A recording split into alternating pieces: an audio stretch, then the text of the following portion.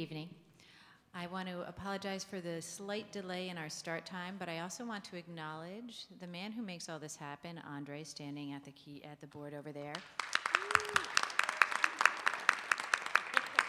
I've been on the board almost 6 years. I can count on one hand, or maybe two fingers, the number of technical challenges we've had in all 6 years. So the number of things that goes wrong is almost infinitesimally small, thanks to the preparation and hard work of Andre, and we thank him every time. Thank you. So good evening, and thank you for being here with us at the public board meeting of the City School District of Albany. My name is Ann Savage. I'm the president of the board. We are being recorded tonight. The audio tape from this meeting will be on the internet within the next couple of days. If you are interested in addressing the board in public comment, there is a sign-up sheet in the back, and that is where you will sign up. There are also some paper copies of all the things that we are going to talk about tonight. And for the second time, we have digital devices to allow people to look at the documents online on our devices if you don't bring your own, so that we can cut back on the amount of paper that we are using at every board meeting. So we are increasingly trying to reduce our impact on the environment, and that is one of the ways we are doing that. Thank you, Mr. Baker. Thank you to Mr. Baker for making that possible for us tonight. If you are on your own device, the link to find the materials for the board meeting is at albanyschools.org/BOE. And we invite those of you who like to join us as we say the Pledge of Allegiance.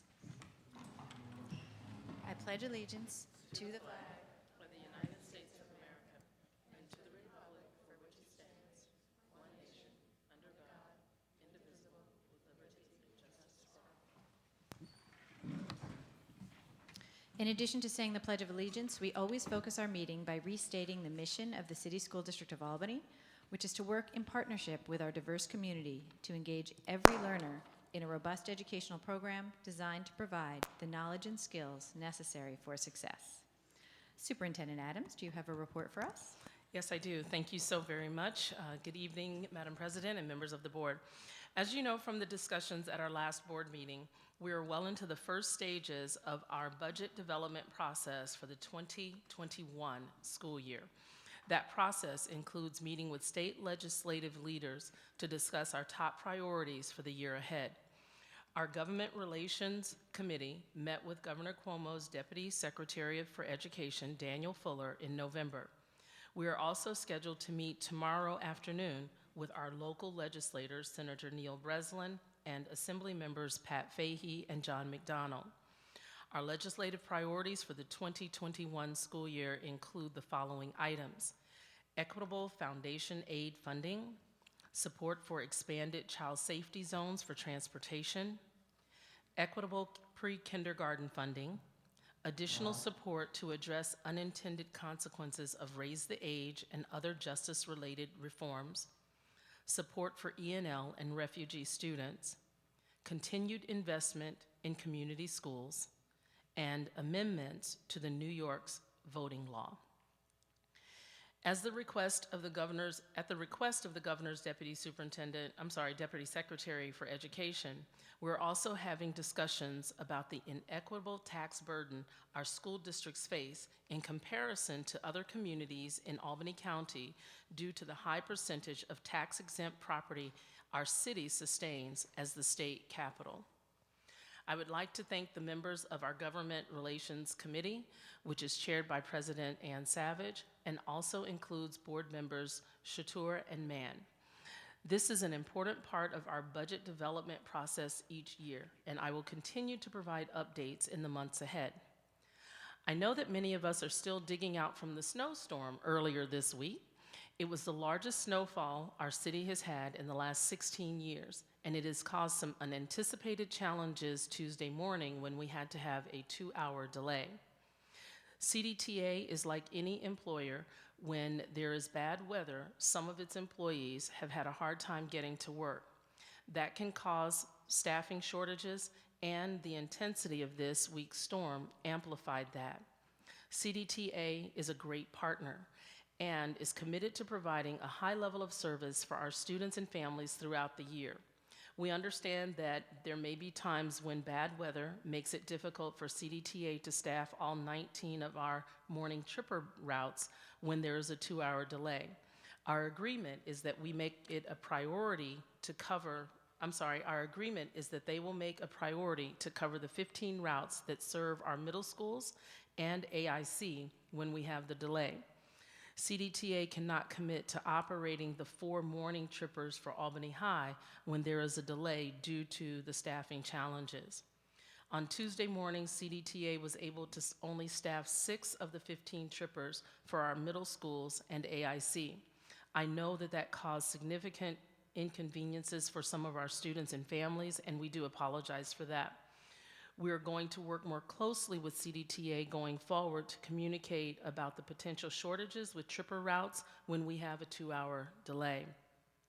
I would like to also remind our students and families who are eligible to ride CDTA that your activated school ID works on all CDTA buses at any time during the week. You can ride any CDTA bus to school, and you do not need to wait specifically for the tripper. I also want to encourage everyone to download the CDTA Navigator app. The Navigator app provides information about route delays and can help you find the right bus to take if your regular route is delayed or canceled. I'd also like to add that in addition to some of the challenges that we faced internally as a district, Ms. Roaring and I met with the lead building custodians yesterday in order to debrief about some of the challenges that were faced, to make sure that our equipment was working, et cetera, to also look at what we can do as a district to partner with the city, even on those areas that are not directly ours, but what we can do to partner and work along with the city to make sure that there are routes that are cleared, be it the sidewalk or the corner down from a school. If there's something that we can do to work with the city to help make sure that those areas are cleared and to make sure that we have the proper equipment. So we were able to debrief. We want to just ensure our community that it is a priority, that we have safe routes to and from school, and that we do work our best efforts to make sure that the snow is plowed in a timely manner for our students and staff. And so we just wanted to make sure that we provided that information to our board. We will be adding a text messaging communication tool through School Messenger when we return from the holiday break in January. This new feature will be used for urgent alerts, including lockouts, lockdowns, evacuations, and weather-related closings and delays. Please note that this will be an opt-in tool. You will have to register if you want to receive the text messages. The steps are quick and easy. We have information available here tonight about how you can opt in. We also will be sharing that information with our families through our current communication channels. A critical piece for this is for families is that your cell phone number must be on file in School Tool. If you are not sure if your current cell phone is on file, please use the School Tool portal to check your account. If you need to add or change a cell number in your file, you can contact the main office at your child's school. Staff will also be able to opt in for this service. The steps are a little different for staff than for families, so please stay tuned for additional information regarding that opt-in piece for staff members. With the holiday season approaching, there are many opportunities in the next few weeks to enjoy the talents of our amazing student musicians. Our Albany High School choral students performed earlier this evening at the City of Albany's annual tree lighting ceremony, and I also want to note a couple of their musical events coming up this weekend. Tomorrow night, the talents of our music and art students will be on display at the annual First Friday Concert and Art Show. That will be held at the Cathedral of All Saints beginning at 6:30 p.m. On Sunday evening, Albany High's choral students will perform with the Albany Symphony Orchestra at Troy City Music Hall. That performance begins at 7:30 p.m. I would also like to give a note of thanks to our talented music and art teachers under the leadership of Instructional Supervisor Kate Wright. Our fine arts faculty members do an excellent job preparing our students to shine. For a full schedule of the winter concerts, please visit albanyschools.org.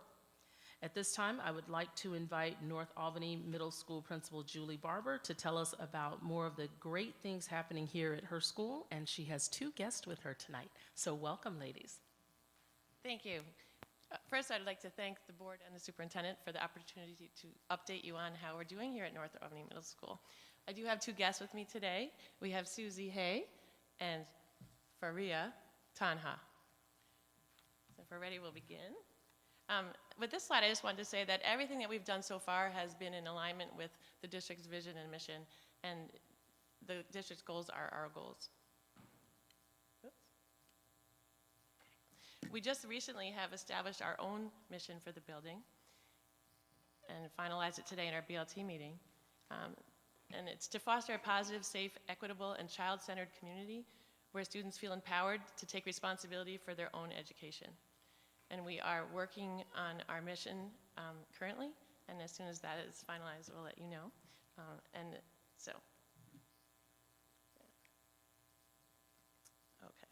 I'm sorry, I'm going too many ahead, sorry. We are 90 days in existence starting tomorrow. So December 6th is exactly 90 days since we started. And thank you. And in that short amount of time, we've accomplished a great deal. I'd be remiss to not thank all the staff and the faculty that have done an amazing job. They're an integral part of our success. Couldn't have done it without them. Our teams work together quickly and efficiently to establish classroom and non-classroom expectations. We're really driven by the incredible opportunity that we have to build this middle school from the ground up, from 1 grade all the way through to a middle school. And we're excited and eager to make our vision a reality. So let me show you and tell you about our wonderful and talented students. Okay. All right, the makeup of our students, we have 86 students currently enrolled, and 49 of those students are Black, 11 Hispanic, 10 are multiracial, 10 are white, and 6 are Asian. We have 15 students receiving special education supports and services.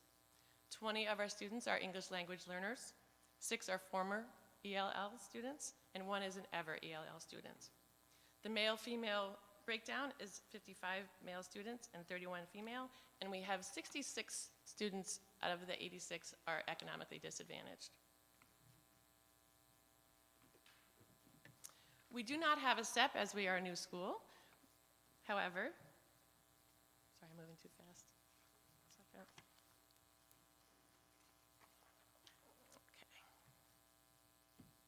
Okay, we do not have a SEP plan as we're a new school, but we're focusing on the same ELA and math protocols all other middle schools are implementing to improve scores and student achievement.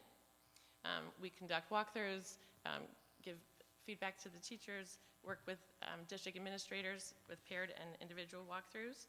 And I also conduct Tier 1 PBS fidelity checks and feedback on the common planning teams. Attendance is an issue at all schools with excused absences now counting towards the chronic absenteeism rate. We did take quite a hit due to the immunization requirements. Our current rate is 26%. We are promoting outstanding attendance and incentives with students, and we got a voice from students on what incentives they would like to use for that, and we're working hard to recover from the initial spike in our rate and to improve our percentages. Challenges. Well, there are many challenges as you start a new school, but I think our biggest challenge really is to continue to develop and grow our identity as a school in our community. We really want to cultivate a love of learning in our students. You probably have heard the catchphrase that it takes 21 days to form a new habit. But in actuality, it's really more like 90 days. Got the 90-day thing, right? So, yeah. So we've had our students for 90 days, and they've entered not really knowing what to expect in middle school. They became acclimated to the expectations and that we've established for both academics and behavior. We have systems in place to maintain consistency so that students are safe and successful here. We have just over 60% of our students made honor roll first quarter, which we're celebrating tomorrow, and we're hoping to increase that next quarter. I spent 9.5 years at the high school as the Innovation Academy principal, and that really gave me a depth of knowledge on what students need to be able to do when they get to the high school. And that's really going to help me immensely with helping our students. We are an AVID school here, and I want to make sure I'm on the right slide. Yes. And we want to really stimulate career awareness and college awareness in our students and college opportunities. And we want to encourage students to become increasingly self-directing and moving from independent childhood to self-actuating adolescence. So in our first 90 days, we've created a healthy, positive school climate where students and staff are eager to come every day. They're smiling and happy, which is at least half the battle. We are working on ways to involve more parents to attend our parent universities and to join our PTSA. I do know that transportation is an issue for some parents because a lot of our students, the majority of our students bus and live quite a distance. So that has been a challenge, and we're going to continue to work that.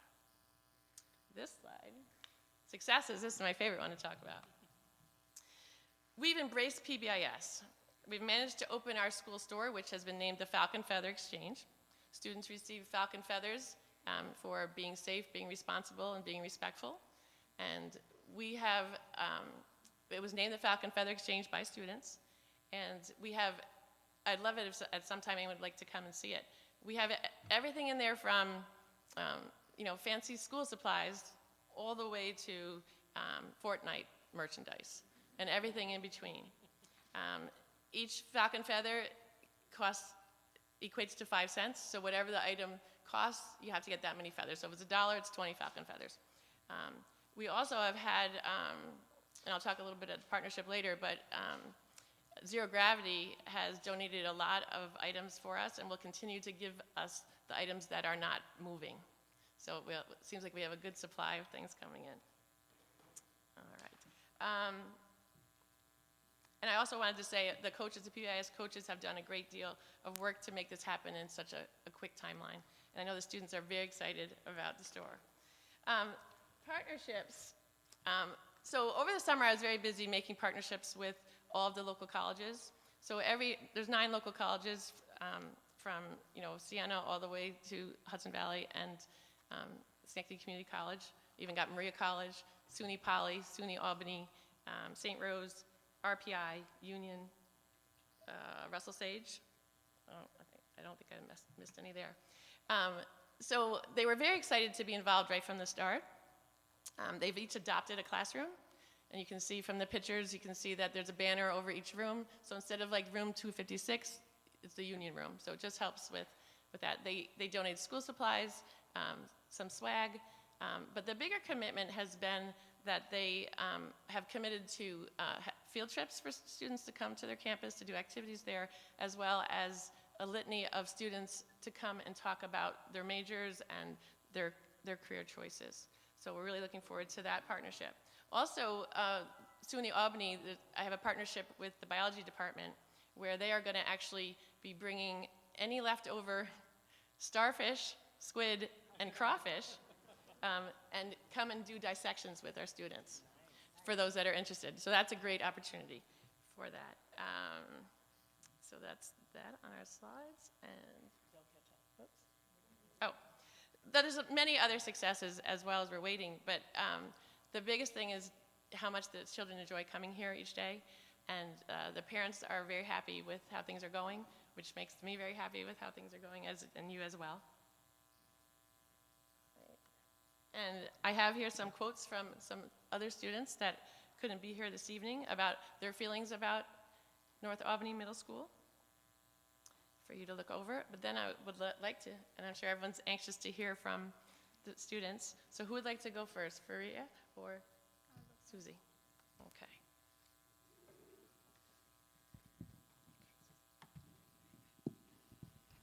Hi, my name is Susie Hay. I'm in 6th grade, and my favorite subject is math because I enjoy learning it, and it keeps me thinking, and it also keeps me busy.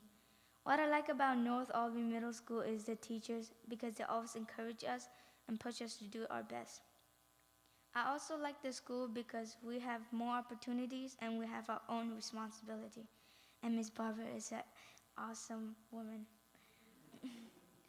Some benefits are that you can stay for tutor and get to do fun activities and get opportunity like this talking to you guys. I want to thank the Board of Education and the superintendent for letting me speaking here tonight.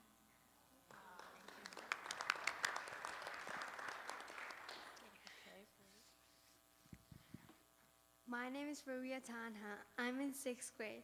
My favorite subject is gym because in my old school, which was a charter school, we had dance instead of gym. And gym makes me excited for that day.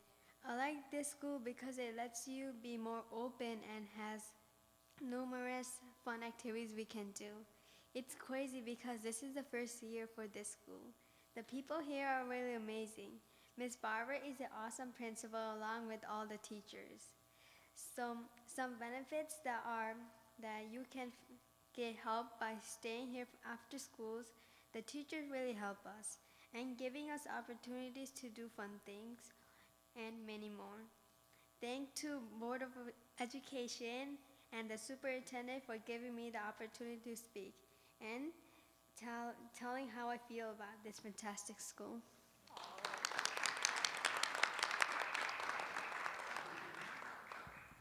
And I just wanted to thank you again for the opportunity and to say that we're really looking forward to see what the next 90 days brings and then the next 90 days, so in a full year to see what we've accomplished. Thank you.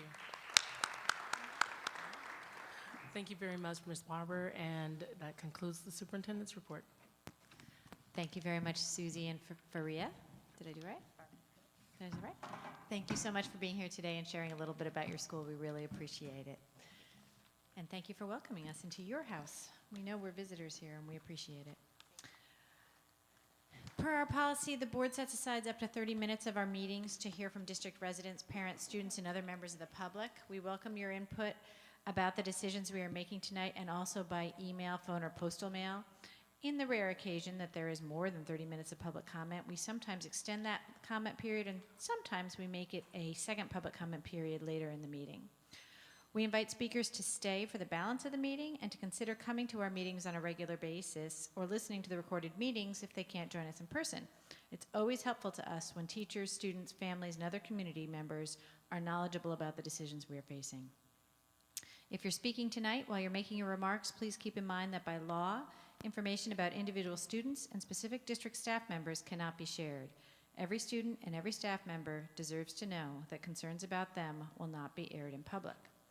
We also ask that you keep in mind that public comment is not the best place to first alert the district to a concern you have. We ask that you share concerns first with relevant staff, such as the teacher or principal, and if you feel your concern is not addressed adequately, you can go up the chain of command to that person's supervisor, if necessary, up to the superintendent, and decisions made by the superintendent may be appealed to the board.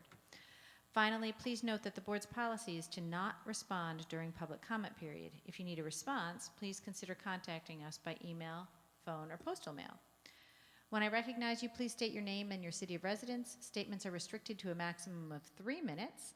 Ms. Wilson, our board secretary, will give you a 1-minute notice and a 10-second notice, and I will notify you if your time has expired. It's a good idea to look up every once in a while and make eye contact with Ms. Wilson so you will not be surprised at the end of your 3 minutes.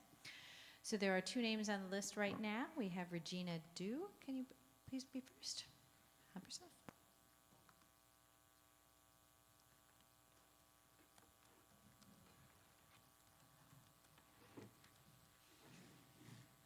Good evening. My name is Regina Dew.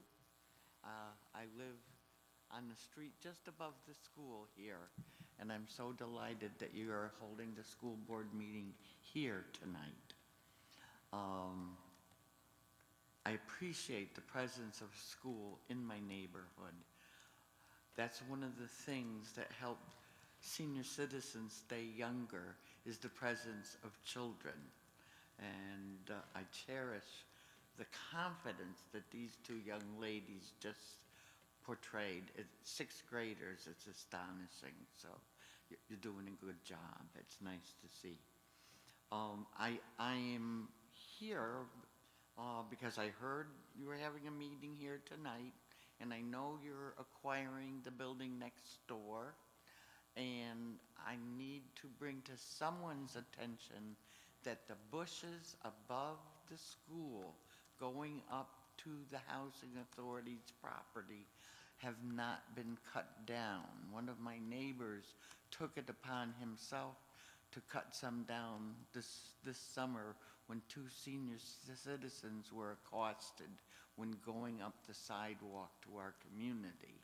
And so you do a fabulous job on this side, on the school side, and I don't know when the switch is occurring, but if those bushes can be mowed down, we'll have less snakes, bugs, rodents, and criminals hiding in the bushes, and it would help us a lot, and I'd appreciate it.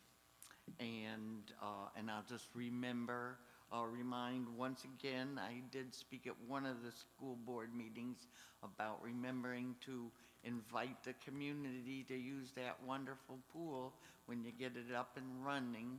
And also, just by happenstance, I gave you all an invitation to the Dances of Universal Peace, which I have been doing since 1975.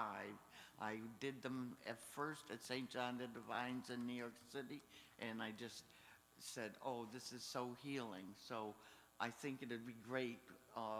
Maybe it'll have a bigger future in Albany if we can get some young people trained to be leaders of the Dances of Universal Peace, because that's my dream, is to have the world dance in peace. Thank you very much. Thank you very much, Ms. Dew. Philemon, you?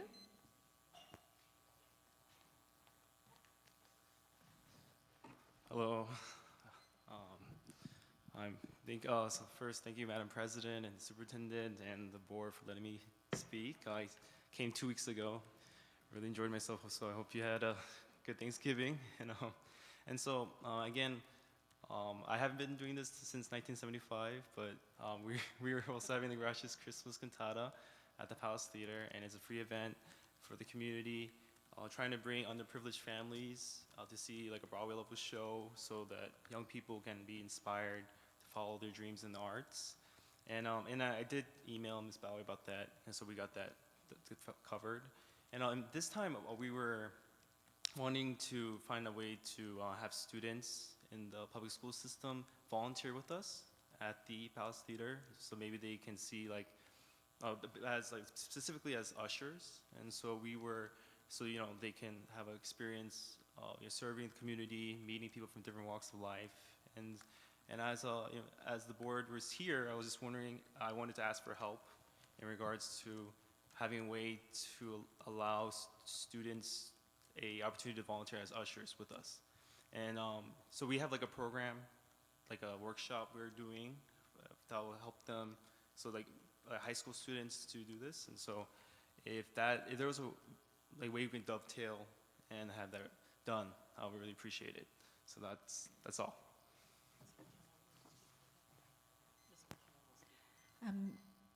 Mr. Yu, Ms. McKenna will speak with you and try and get your contact information so that she can try and facilitate that for you. Thank you so much. That brings us to the end of our public comment period tonight and brings us on to the part of our meeting we call routine consent. During this portion of the meeting, we approve routine matters for the school district. These include items like contracts, field trips, personnel matters, and the like. Each board member reviews each item carefully, and we vote on them as a group with no discussion, which allows us to use our meeting time more efficiently. Nonetheless, each board member has the option to set aside any routine consent item in order to require a separate discussion and a separate vote on that item. So with that introduction, I will now entertain a motion to adopt the routine consent agenda. Motion by Ms. Wilson, seconded by Ms. Smith. Are there any set-asides? Ms. Mann. I'm going to set aside number 13, the addendum for Parsons Child and Family Centers. Are there any other set-asides? Mr. El-Manyawi. Number 17, the Homeless and Travelers Aid Society. Are there any other set-asides? All in favor of adopting the routine consent agenda, less those two set-asides? That is unanimous. Can I get a motion to adopt the addendum for the Parsons Child and Family Center contract? Ms. Wilson, seconded by Dr. Chator. Is there any discussion? I'm an administrator at the agency, so I'm going to abstain. Any further discussion? All in favor of adopting this contract? That is everyone but Ms. Mann, who has chosen to abstain on that contract. May I have a motion to adopt the Homeless and Travelers Aid Society contract? Ms. Krejci, seconded by Mr. El-Manyawi. Is there any discussion? Mr. El-Manyawi. briefly wanted to say HATAS, or the Homeless and Travelers Aid Society, is a very good local organization, and I'm very happy to see the school district working them in many different facets. That's all. Thank you. Thank you for that comment. All in favor of adopting that contract? That is unanimous. That was much faster than last week's routine content agenda, so that was helpful. We're going to move on to our discussion action on facilities. This is normally, for those who don't come to board meetings all the time, normally we discuss things at one meeting, we act on them the next, but in this case, there's a need for us to discuss and act on this in one meeting. And Superintendent, did you want to take this, or do you want to turn this over to Ms. Roaring? I will turn it over to Ms. Roaring. Thank you.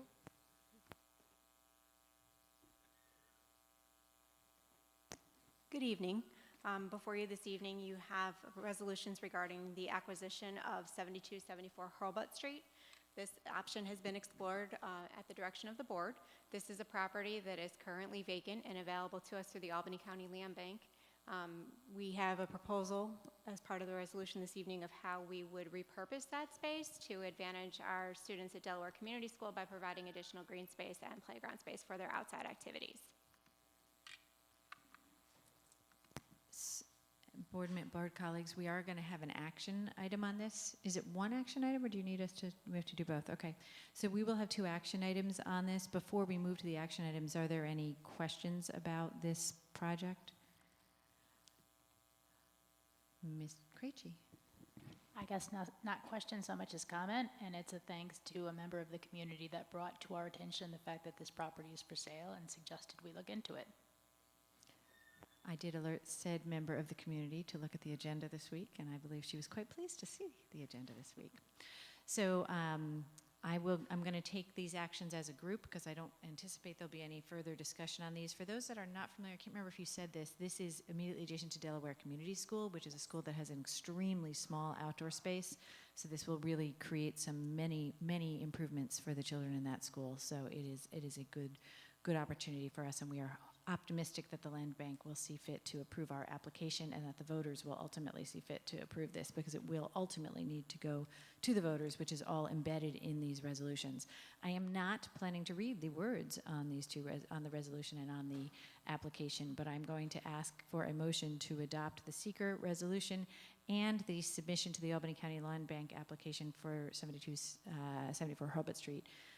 Ms. Krejci, who has been a DCS parent, will have the motion, and who would like the second? Ms. Smith. Is there any further discussion? All in favor? That is unanimous. And that brings us to my favorite part of the agenda, the policy part of the agenda, which is my favorite because I get it to turn the microphone over to Dr. Tatur, who is the chair of the policy committee.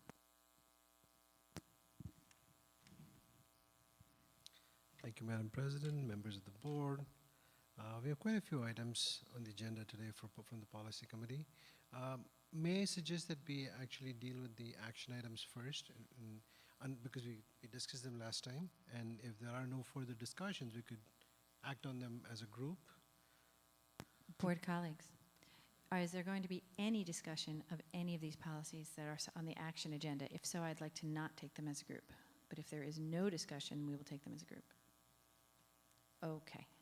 Dr. Tatur, go ahead. So in terms of the action items, we have 1400, which is public complaints, 9120.1, conflict of interest, 8635, which is information security breach and notification, 8630, which is computer resources and data management, 6671, which is extra classroom activity funds, 6150, which is budget transfers, and 6640, which is fixed assets inventories. May I have a motion to approve? Ms. Mann, second by Ms. Wilson. All in favor? That is unanimous. All right. Now to the discussion portion, we have 4 policies for discussion. 4760 is the acceleration and enrichment policy. This policy was last, if you remember, was last introduced on July 25th of this year. This policy has been revised based on the discussions from that board meeting, where the language specific to elementary and secondary schools is now included. So all the recommendations from the board members are now part of the new policy now. discussion on 1420, which is complaints about instructional materials. This policy was slightly expanded to clarify the composition of the Materials Review Committee. There is also a 30-day period now specified by which the committee must submit a response regarding the written complaint to the superintendent. So that guideline is now part of the policy. 4513, which is library material selection. This policy actually underwent a substantial revision and now actually includes guidelines proposed by the American Library Association rather than just the NISBA samples, since this is what was suggested to us by the appropriate staff. The policy section dealing with complaints about library materials has also been moved to policy 1420, which we just spoke about. And finally, 5100, which is the attendance policy. This is a policy that is usually reviewed by the policy committee every year. And then unless we have a drop in attendance, we don't have to do big changes in this. So this policy was identified as part of the attendance task force meetings over last summer. The current policy is focused on truancy and sanctions rather than evaluating chronic absenteeism and implementing supports that promote positive behavior. The NISBA sample policy was reviewed by this team at as the primary working document, and the board attendance policies from various school districts, including Bethlehem, Skodak, South Colony, and Buffalo, were utilized to create this final document, which is now more descriptive about the kind of actions that make you late, and it's less punitive and more directed towards positive behavior. So any questions? Board colleagues, any commentary or questions? I know that we had a fairly robust conversation about the enrichment policy when it was last before the board a few months ago. I think most of that has been addressed, as Dr. Chittor said. Any other commentary or questions on these policies? Okay, so as is our normal process, we will have these for action next time. And Thank you. That brings us now to a action item on the budget calendar. We did discuss this budget calendar at some length last time, and some edits were made to this since last time. So I want to make sure everybody has looked at the version that is in front of you today. I'm just making sure we have the right version in front of us. Sorry, I'm just looking. Is this the final version, the one that's live? Or do we have to move that The one that is live, if you scroll down, there are 2 edits in red, but there were also, at the beginning, we had the meetings in January, I believe. So, Madam President, members of the board, a few of the edits that we were looking at, if you will go to phase 2, when we look at 1720, 1920, 11420, looking at the one on the 7th and the one that's identified on the 14th, those may be subject to change. And that's due to the fact of, as we outline the process of what we need, so those 2 would be subject to change. If you scroll down to 213, and then underneath, it says that we may need to request a special board meeting on 227. That, again, is dependent upon the process and where we are.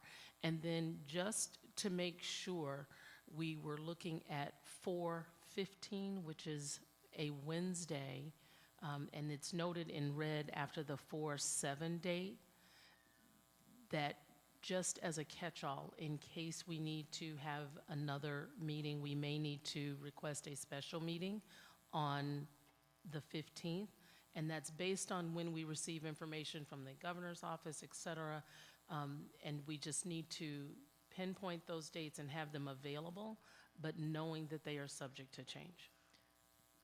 Okay, I'm going to summarize that just to make sure, to reflect it back to you for my understanding. The 2 January dates, as we discussed last time, are placeholders, which we may use for this purpose, or we may use for a different purpose, or we may change that altogether. That is correct. And then in addition, we're going to add tentative dates of February 27th and April 15th, which is a Wednesday, an unusual day for a board meeting, but it's because the following day is Holy Thursday, as placeholders in case we need those for additional board action to meet deadlines established by the New York State Education Department. Any other questions or comments about the board calendar, the budget calendar? Then can I get a motion to adopt the budget calendar? Ms. Smith, seconded by Ms. Mann. All in favor? That is unanimous. And that brings us to the next topic, which is the discussion of the Communications and Operations Division update. In our normal policy, normal procedure, go ahead, Ron. Our normal process, we front load all of our meeting with all of the action items first, so it would not be typical for us to take an action later in the meeting. We have done the action portion of the agenda, and we are now moving to the discussion portion of the agenda. Good evening, Madam President, members of the board.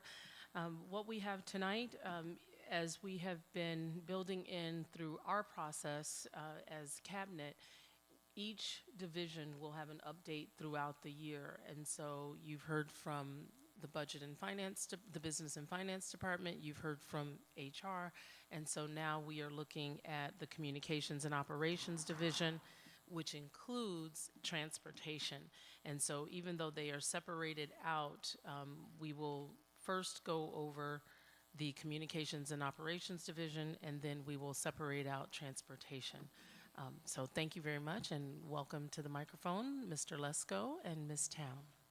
Thank you very much. Because the presentations are back-to-back, and because it's appropriate to have the transportation director drive the presentation, Denise is going to click for me, and as you know, that's not a strong suit of me clicking through PowerPoint presentations. So thank you for the opportunity tonight to talk about all the work that goes on in our division. I will take the first portions related to communications, community engagement, and Denise then will present on her department. As everything we do in this district, our work is aligned with the vision, mission, and goals of the school district. I personally feel like our work fits most closely with the final two goals, but certainly everything that we do is in alignment with everything that the school district does in trying to empower our families and empower our community around the work of our educators in our schools. Who we are, I am Ron Lesko, we've met.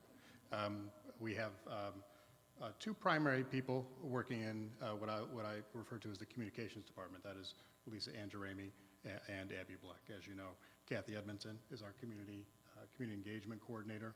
Jake Plank is our creative content coordinator, and Fiona Thompson is our halftime volunteer coordinator.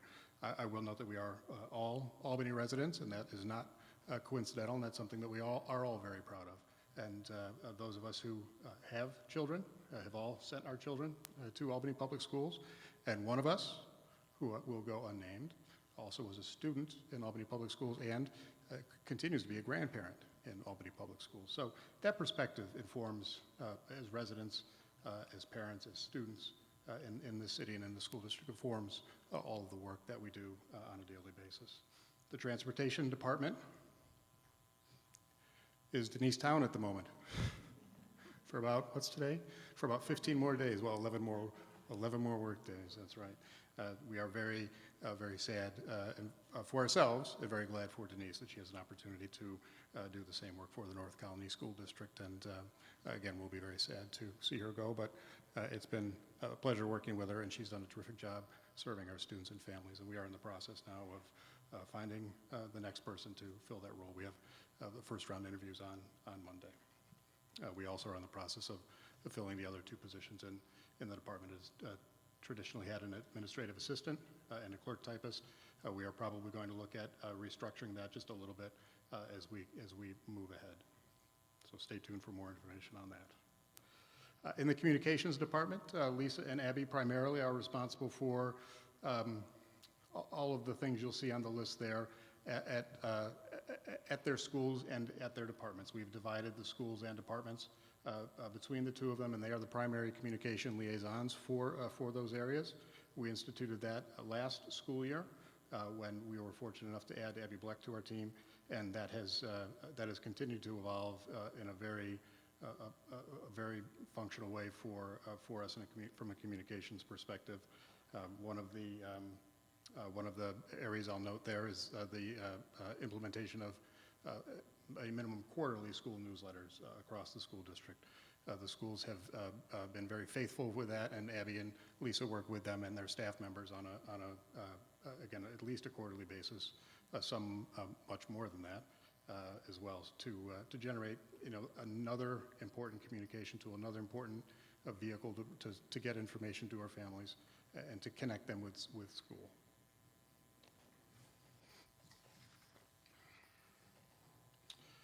We have a one-person band in our creative services department, and the music is wonderful, as you all know, to mix metaphors, I suppose.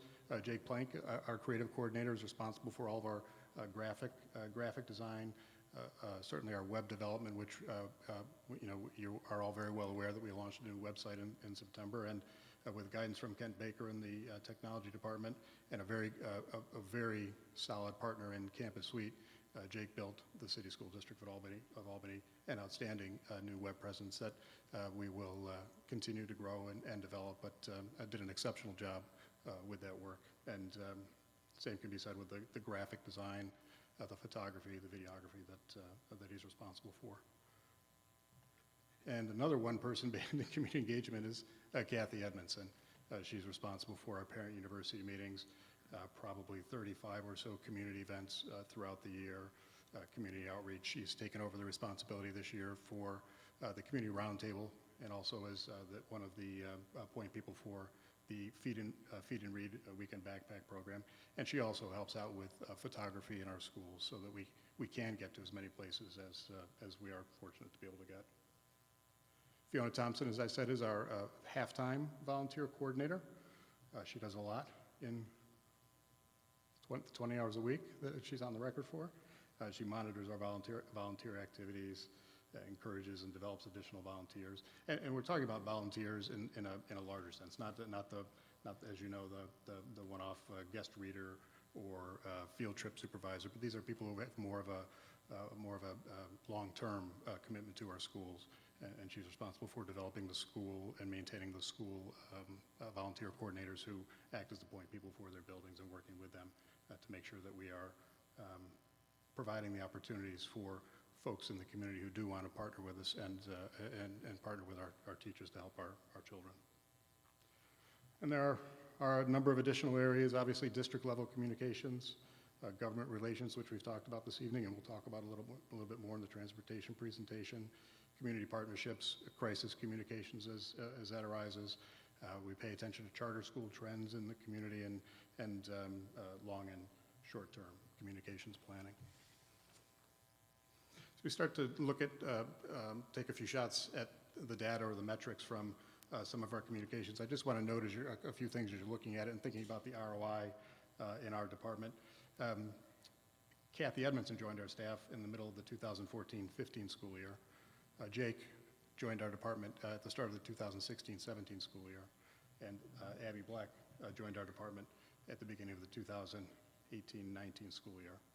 And you can see, and you'll see that obviously through all of these, and I've got some metrics there for School News Notifier, Facebook and Twitter, and you'll see in all of those pretty steep upward trends in both the folks who are following us and the way that we're able to use those tools to communicate with our families.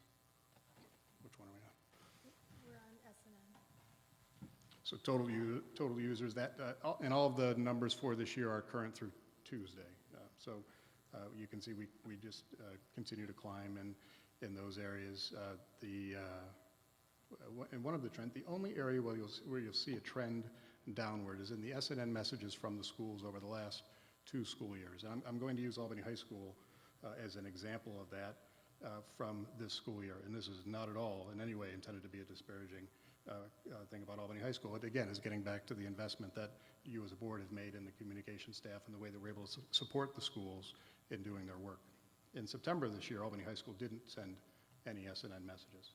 However, they were very, very active in creating content that we were able to work with them to push out. People who are signed up to receive SNN messages from Albany High School got 23 SNN communications during the month of September. And the high school staff was very involved in doing that, working primarily in conjunction with Lisa Andarami, who is the point person for the high school. So that's an example of the way that we have been able to work with the schools to support them in that work and take some of the load that they were bearing for communications off of their plate, and also work with them to augment the information that they're sharing with their families. Total messages sent from SNN, and again, I want to just point out a few markers there. 2015-16, the first year that Kathy was with us full time, we had a 15% increase in the number of SNN messages that Lisa and I were able to generate. In 16-17, the first year that Jake joined us, we increased by 55%. And then last year when Abby joined us and Lisa was out for a month at the beginning of the year, so we were down a little bit early, but we still increased by 20% in the number of SNN messages, and also I stepped back a little bit as my responsibilities increased last year. So there has been continued tremendous growth in the amount of information that we are able as a district to share with our families, both from the district office and also in support of the schools. Some of the metrics that you'll see on the next few slides related to Facebook in particular and Twitter show the same trends. Facebook, as you know, has been extremely popular for us. We've quadrupled essentially the number of people following us on Facebook over the last 3 years, and it's been a really dynamic tool for us, and folks follow us very actively there.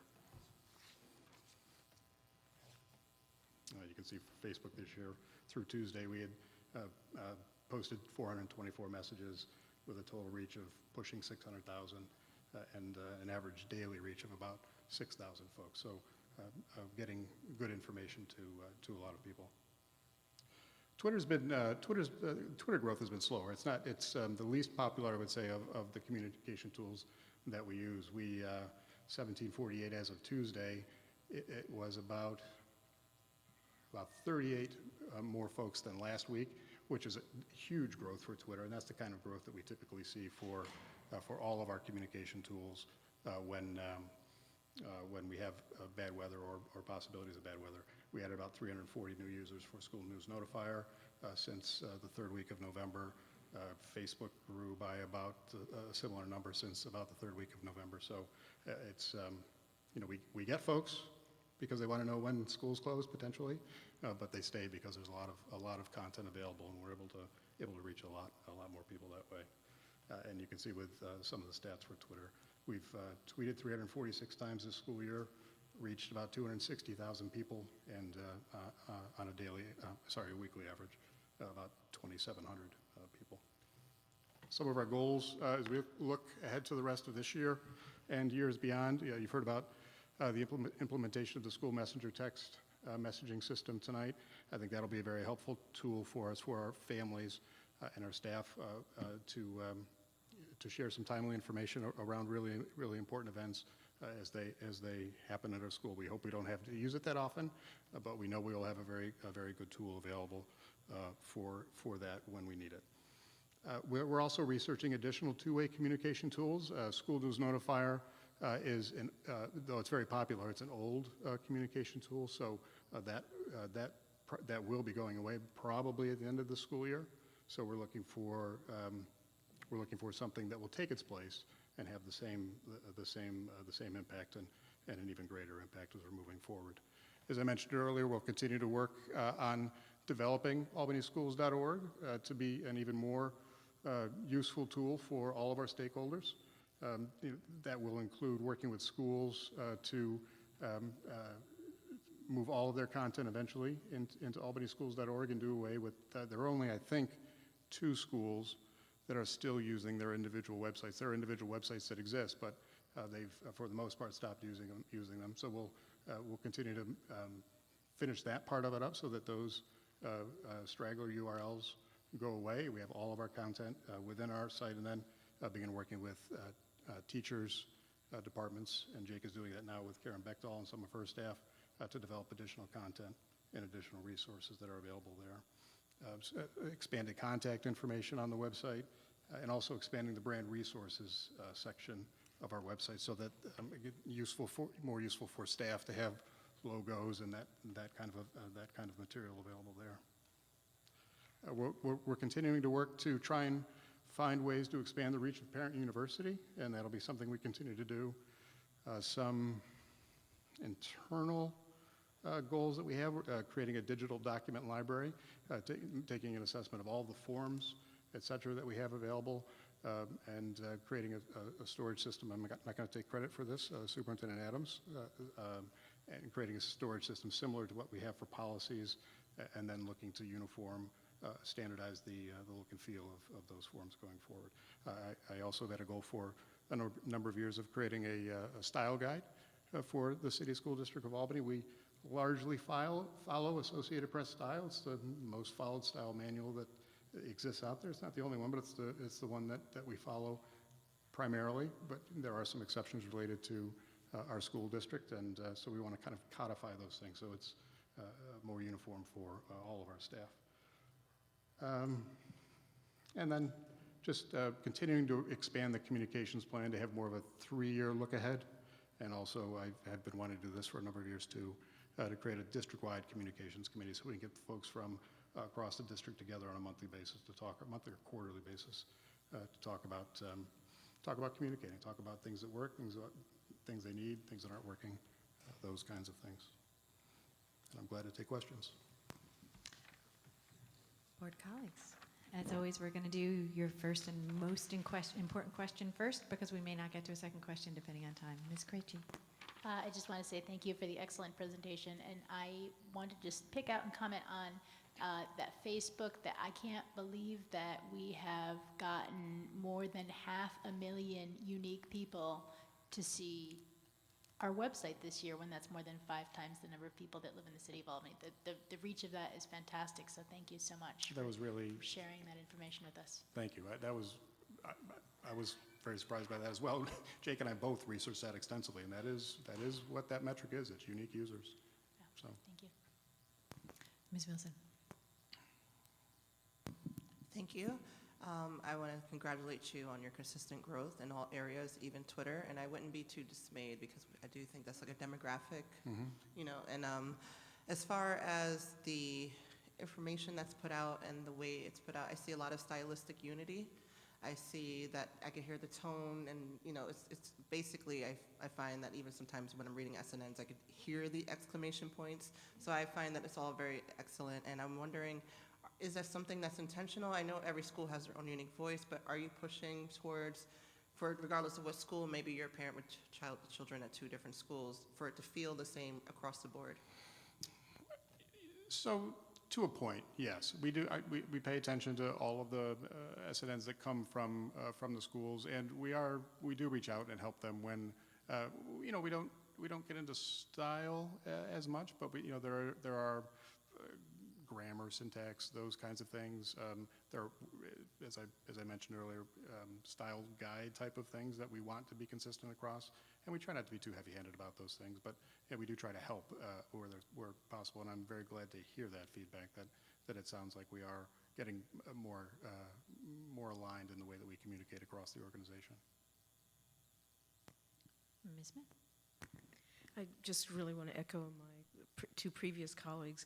I want to just say personally, while I don't use the website quite, or the communications tools quite like the way I would if I still had children in the district, it is nonetheless like fantastic. I love the look and feel of it, and the photographs, keeping children at this most center is just so impactful. So I just really wanted to say thank you to the communications department all the way around. This is just spectacular, and thank you. Thank you. I wanted to note that we added the search function on the homepage finally this week, so the Google bot has been through it enough that we're confident that it's largely gotten rid of all the old stuff that's not supposed to be there, or at least the majority of the old stuff that's not supposed to be there. Dr. Chaudhuri. Communication always is important, and you know, it's come such a long way.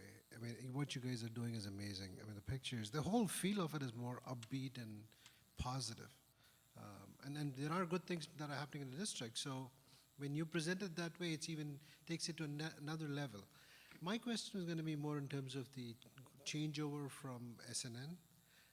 We have all these people who have now engaged with SNN. When we are researching alternative strategies for replacing SNN, are we also seeing if we can take this database of people and move them over to the new tool, or would they have to re-enroll? Because that's going to be sort of like, you have so many people, you got to go back and remind them to register again. Right. We've gone through that a bit with School Messenger. We have control over our internal people, our families, our staff members. That will be easy. That will be a simple rollover. Finding the best way to serve our community members who are signed up for SNN is going to be the bigger challenge with that.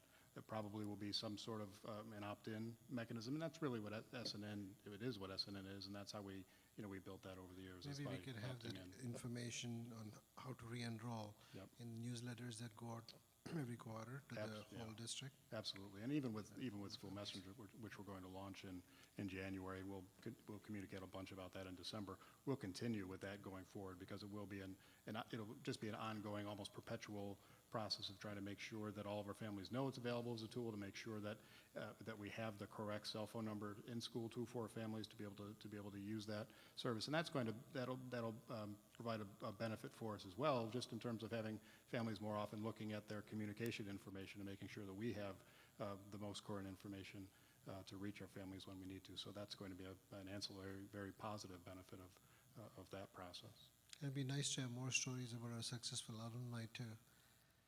I saw the latest one where a new city council is an Albany High graduate. Yeah, so right. It's nice to see good things happening in the city. And that is and always has been our goal, is to let our entire community know about all the great things that are happening in our school district and all the great things that our graduates go on to do. And there are too many stories for us to keep up with, but we're glad for that because it keeps us busy.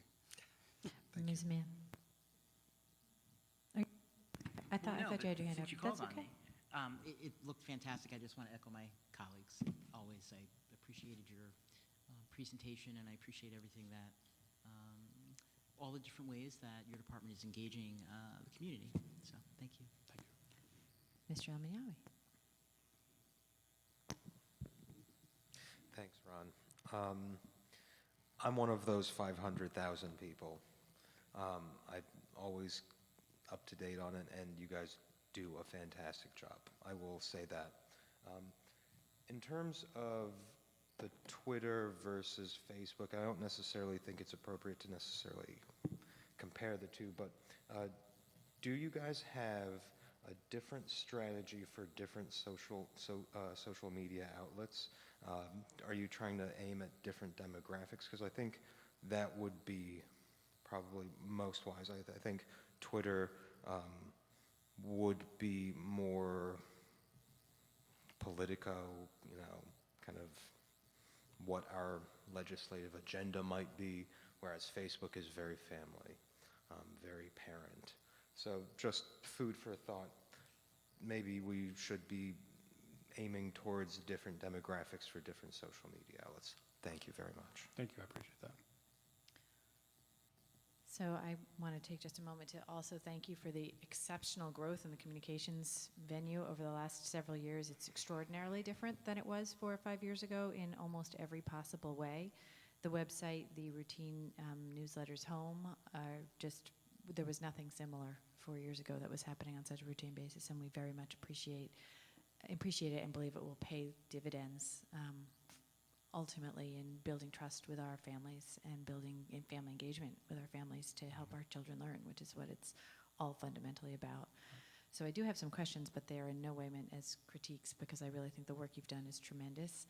But I will ask my first question, and then if there's time, I'll ask a second question. I'm so pleased with the new thing that was announced just today and tonight about being able to use text messages with the emergency contact information, reducing the number of ways parents have to update their information, and also, as was stated a few minutes ago, creating a positive feedback loop for parents to update their emergency contact information. And I'm wondering if, as part of your research about making SNN go away, whether we can use that emergency contact information and in the school tool system as a push email notification system, so that we would just narrow to one tool and have that positive feedback for email as well. Yeah, School Messenger does have that capability as well. I'm not aware that we use it yet, but it does have it, and that's part of what we're researching, is what additional functionality does School Messenger have for us, because it's a tool that we already have, and we'll be talking with them about that a little bit more as we try to finalize the best way to get the contact information for both our families and our staff members into the system for the text messaging function. But I completely agree. I would love to have a tool that meets all of our communication needs in that way. You know, we'll The research we'll have needs to look be at that. done. Yeah, I Right, understand. absolutely. My dream is that teachers will be able to send, you know, the same contact information will be used at the teacher level, the same school system. level, the district level. Right. Does anybody else have a second question? I do have one. Tabitha? I forgot to extend the compliments that our website received from a member of the Albany Council. They even wanted to know who worked on it, so I did loop in Ann, and she spoke with that member. Nice. Anyone else with a second question? My second question is also about family communication. I've been hearing more in the superintendent's report when principals speak to us about their use of Class Dojo as a way of communicating. And I'm curious about that tool, and also the new text message tool. Board members and other interested members of the community often sign up for multiple schools.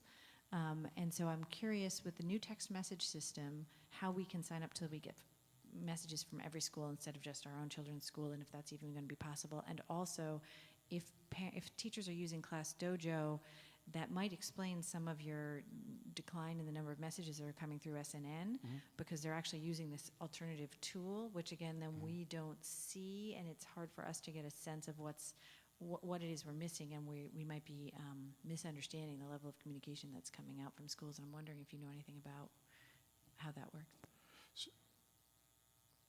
So I think that the use of communication tools like Remind 101 and Class Dojo at the classroom level has not had a dramatic impact on communication from the building level. I think what we've seen, and I have other data that shows the way that our office has been supporting schools in using SNN, for example. And for that one example for Albany High School resonates across the district. All of our schools, all the families that are signed up to receive information from our schools are receiving more information through School Messenger. They're just not getting it from the schools.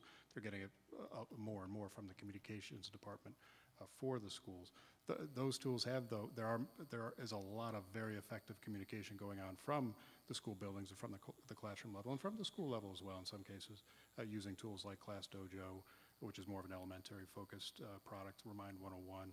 And I don't mean to leave anybody out, but Eagle Point Elementary School and Sheridan Preparatory Academy are, one with Class Dojo, one with Remind 101, are very strong. Sheridan Preparatory Academy, also with Facebook, has really done it as an example, not the only example of schools that have done a terrific job with alternate communication tools. I think I'm losing track of your question a little bit, though. It was really about how members of the community, including board members, can sign up to make sure that we get relevant text messages. So, for example, I know our council people really have appreciated the fact that as part of our effort to further engage them in our school efforts, that they are signed up on SNN. Right. But now we're going to be doing these text messages, which are primarily for emergency situations, but I assure you that the council people would like to know if there is a lockdown at a school in their community. Would like to know that, not hear it from a constituent. So is there a mechanism for people to sign up for multiple schools? No, there is Okay. not yet. And right now, the text messaging system will be only for our families that we have in our school tool system, and for staff members there will be a little bit more of a two-step opt-in process, I think. We'll have to finalize that with School Messenger, but it will be only for our families and our staff as we begin using that tool. Again, part of the research that we'll be doing is finding out, SNN might be primarily email-based, and that might not be something that serves a lot of people, but SNN serves a lot of people. and there are a lot of people in the community who do rely on it for information as well. And that's important, and we know that, and we don't want to lose that. And when we transition, we know there's going to be a time, a period of transition, but we have to make that as simple as possible, and we will communicate robustly around whatever that change is. And that's, again, part of the investigation that we're doing to find a new tool that is going to meet everyone's needs. And that's not, I want to be clear that that's not what School Messenger in this initial rollout of the tech system is intended to do, but we will be getting there. I understand. Thank you. That's helpful. Anybody else? All right, I have to ask my last question. I'm sorry. Volunteerism is part of your department, and I didn't see any goals for volunteerism or evaluative material for the volunteer. And I know it's only currently a half-time staff, but you did such a sort of thorough job of going through the other sections of your department and saying, here's what we've been doing and here's what we hope to be doing. And I'm wondering if maybe next time when you come back, you would be able to provide that level of detail for the volunteer coordinating, because it does always feel to me like Albany wants to be in our schools and they really want to help. And I know we've thrown our doors open to volunteers, and I'd love to be able to speak more to that when I talk about the wonderful work we're doing here. Thank you. I thought about that when I was doing the goals, and I was aware that there wasn't anything there for volunteers. And I thought, well, you're just going to have to own the fact that you don't really manage that part of a function of your staff as close as you do the rest. And so I know that, and I know that I'll have to work more closely with Fiona going forward. So now we have a goal for volunteers. Fair enough. Good enough. Anyone else? Thank you so much for your time tonight. Half of your time. Moving on. Now the hard part comes. I have to click. Yeah. So I'm going to just take a moment, as well as you did, to thank Ms. Town for your service here to the district. We will miss you tremendously, and I'm happy that you found something that you think will be better for you, but we will miss you tremendously, and you'll always have a home here. Yeah, I've loved my time in Albany, and it is nothing to do with that.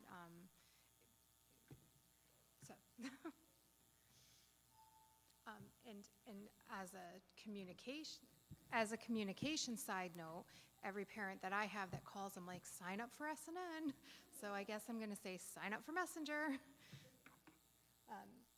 So, as every year we talk about reducing the walk zones, and that's been a tough thing for our kids and our families to deal with, and that's always one of the repeat questions that we have every day. Why do I have to walk so far? So as part of expanding the child safety zone and the legislative priorities, that is something that Ron has certainly worked on more than I have, but amending the criteria, expanding the ways that we can offer busing to kids that live less than 1.5 miles. This is what it would cost us if we did reduce the walk zones. We took the number of students that we have currently enrolled and projected what it would cost us if we reduced it to 1.0 miles. Ultimately, it would be about $3.5 million. There is obvious unknown factors in there. We estimate the number of charter school students that we think live in that 1 mile zone. And some of the other unknown factors that we have along with that is that this is based on the current pricing we have right now, but our vendors have said that, if you're going to be adding buses, that's going to be adding garage space and staff and a lot of other factors that we really, until we get to that point, we can't really put a solid number on it.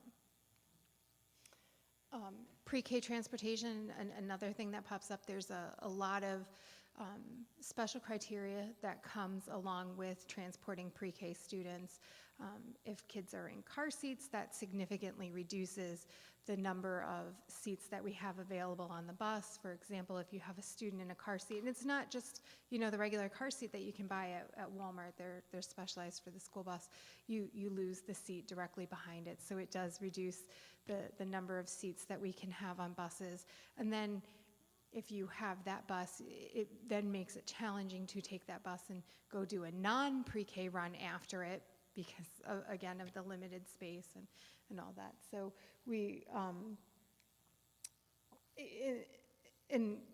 So there's also, the shelf life of the buses, and you have to have a bus aid on those buses. And so there's just a lot of criteria that comes along with transporting the pre-K students as well.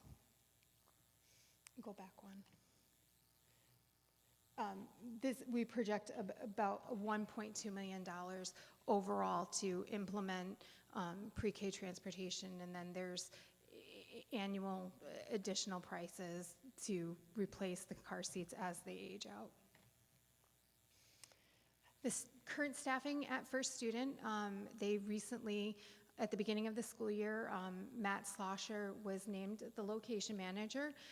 Tamika Jones, who was the previous lead dispatcher, she's now the assistant location manager. You see the name Tyler Duncan up there, who was previously in our office, and now she's their safety manager, and their head mechanic is still Rob. Finding school bus drivers is a struggle in every single district across everywhere. We tend to do a little bit better. We pay our bus drivers a little bit more than the going rate at other places, and they guarantee them a little bit more time per day. But it's still a challenge, and it's a challenge to get enough bus aids as well. There's a very fine line, with that, and it's a tough job too. So they do have a recruiter. They do have a lot of people in the pipeline. So we're hopeful that we'll be getting full and whole soon. A lot of people don't like changing jobs at this time of year. They want to stay where they are. So we'll see a lot of movement come January. Average ride times for all of our yellow buses in the morning, it's about 28.9 minutes, and in the afternoon, just over 30 minutes. We did break it down by number of riders and high school, middle school, and all that, but so about a half hour.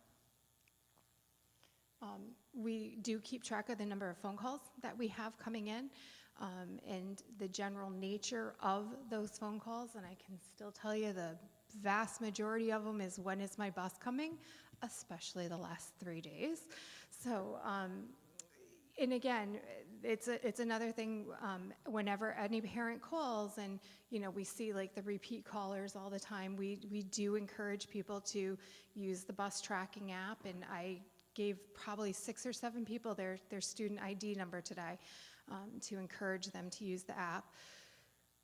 We are hearing that sometimes First Student isn't updating the number in the system, and the system only updates once a week as it is. So when we make a change, it takes a week for the system to update. So that's a challenge, especially when in the last couple of days, parents are really relying on the system. So that is just one of the struggles that we've had recently with that. But our growth with the users is great, and we're hoping that people keep using it all the time.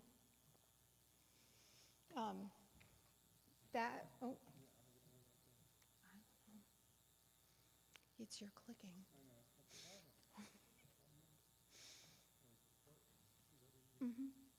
One down. So I did talk about that a little bit, but at this time last year, or up here, 52% growth in just a few months, and I think that's partially we sent it out over the summer. Every time somebody calls, we're like, use that app, especially given the upcoming situation where having fewer people in the office, we are training substitutes, so hopefully they'll be able to pick it up pretty quickly. But again, it's a great tool. Use Messenger, use SNN, use the app. So, and when buses are running late, that's one thing parents say. Well, we didn't know. Or we're like, but that's how we communicate. So, some of the things that do affect why a bus is running late. Obviously, the last few days we would look at weather, but traffic patterns. In the afternoon, we find that we have a lot more buses run late in the afternoon for a longer amount of time. Our morning,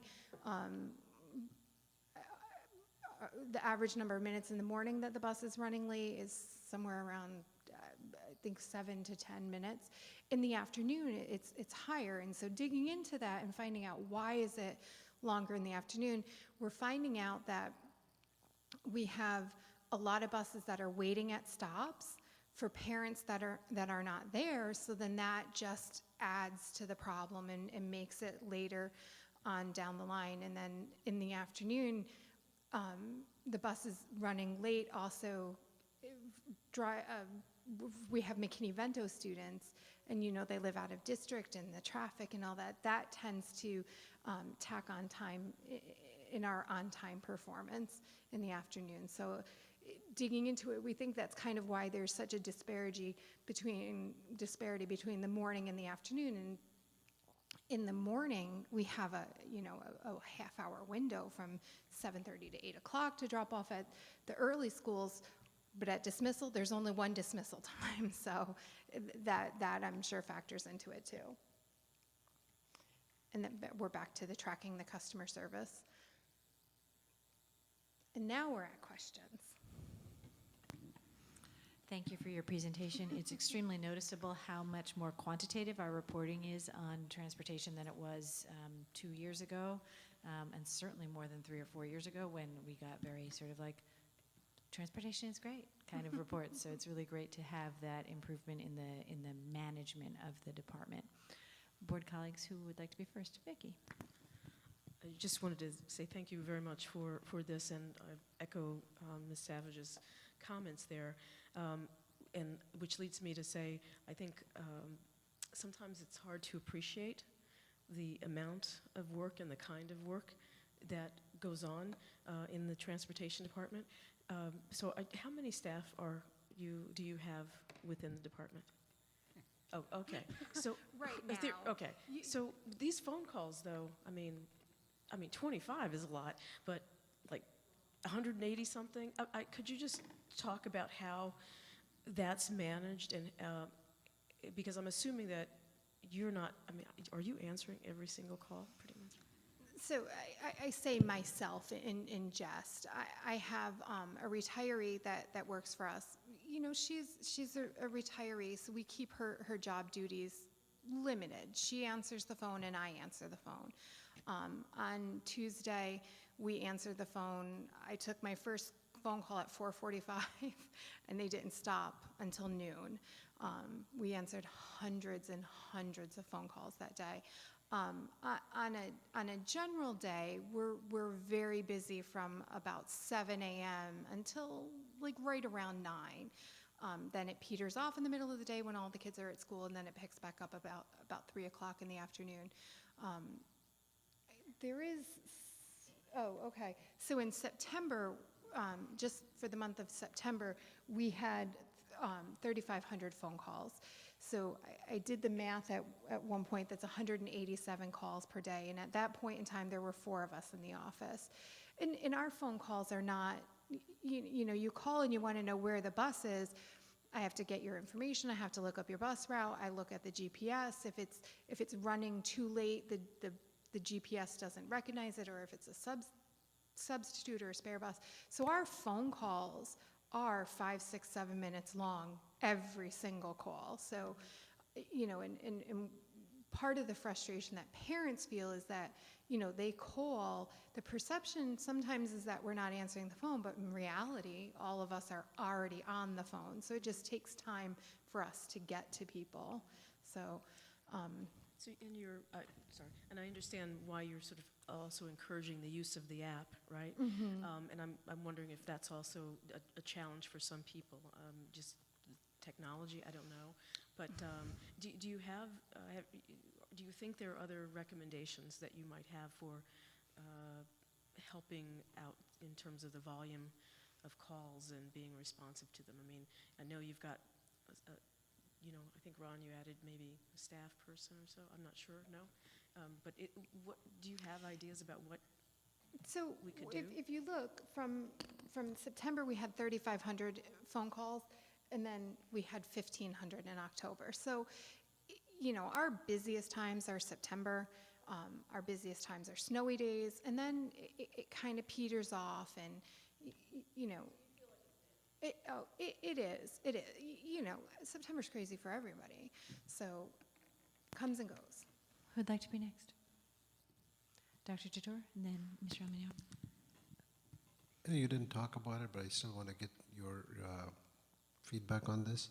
You know, the state recently passed the cameras and the stop sign thing. What does it entail for a student to have, because we don't have our own buses, right? Yeah, so the stop arm cameras would be fantastic if we could figure out a way to do it. If we owned our own buses, it may be an easier thing to do. There are a multitude of companies out there that are Bus Patrol off the top of my head. They own the cameras. They would be willing to install them on the bus.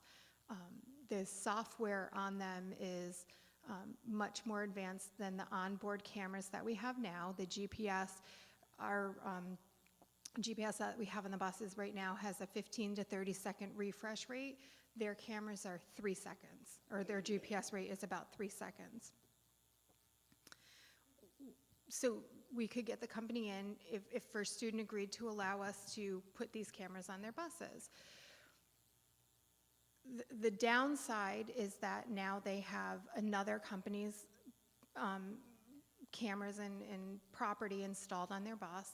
If they wanted to, for example, take that bus, which belongs to First Student, and put it at one of their other locations, they wouldn't be able to do that. Not that they have anything to hide, but now this other company has GPS on their bus all the time. The other tricky piece to it is that in order to get the stop arm violations and the revenue and all of that, you have to have intermunicipal agreements with the local police authorities. So either Albany PD, or what would be probably more beneficial for us would be Albany County. Craig Apple has expressed interest in working with school districts and to go down that path. Again, you know, a little bit of the holdup is that it's still kind of unknown. There's not a lot of districts in our area that have them or that use them, and First Student would have to agree to let another company drill holes in their bus and watch them wherever they go all the time. So, but if you go to Central Avenue, any corner, any afternoon, bus after bus after bus is getting passed. So it could be a huge benefit for us. It could be, you know, great focus on why illegal passing is so dangerous for kids. It's just there's a lot of parties to get together to get it straightened out. Mr. Amaniawi.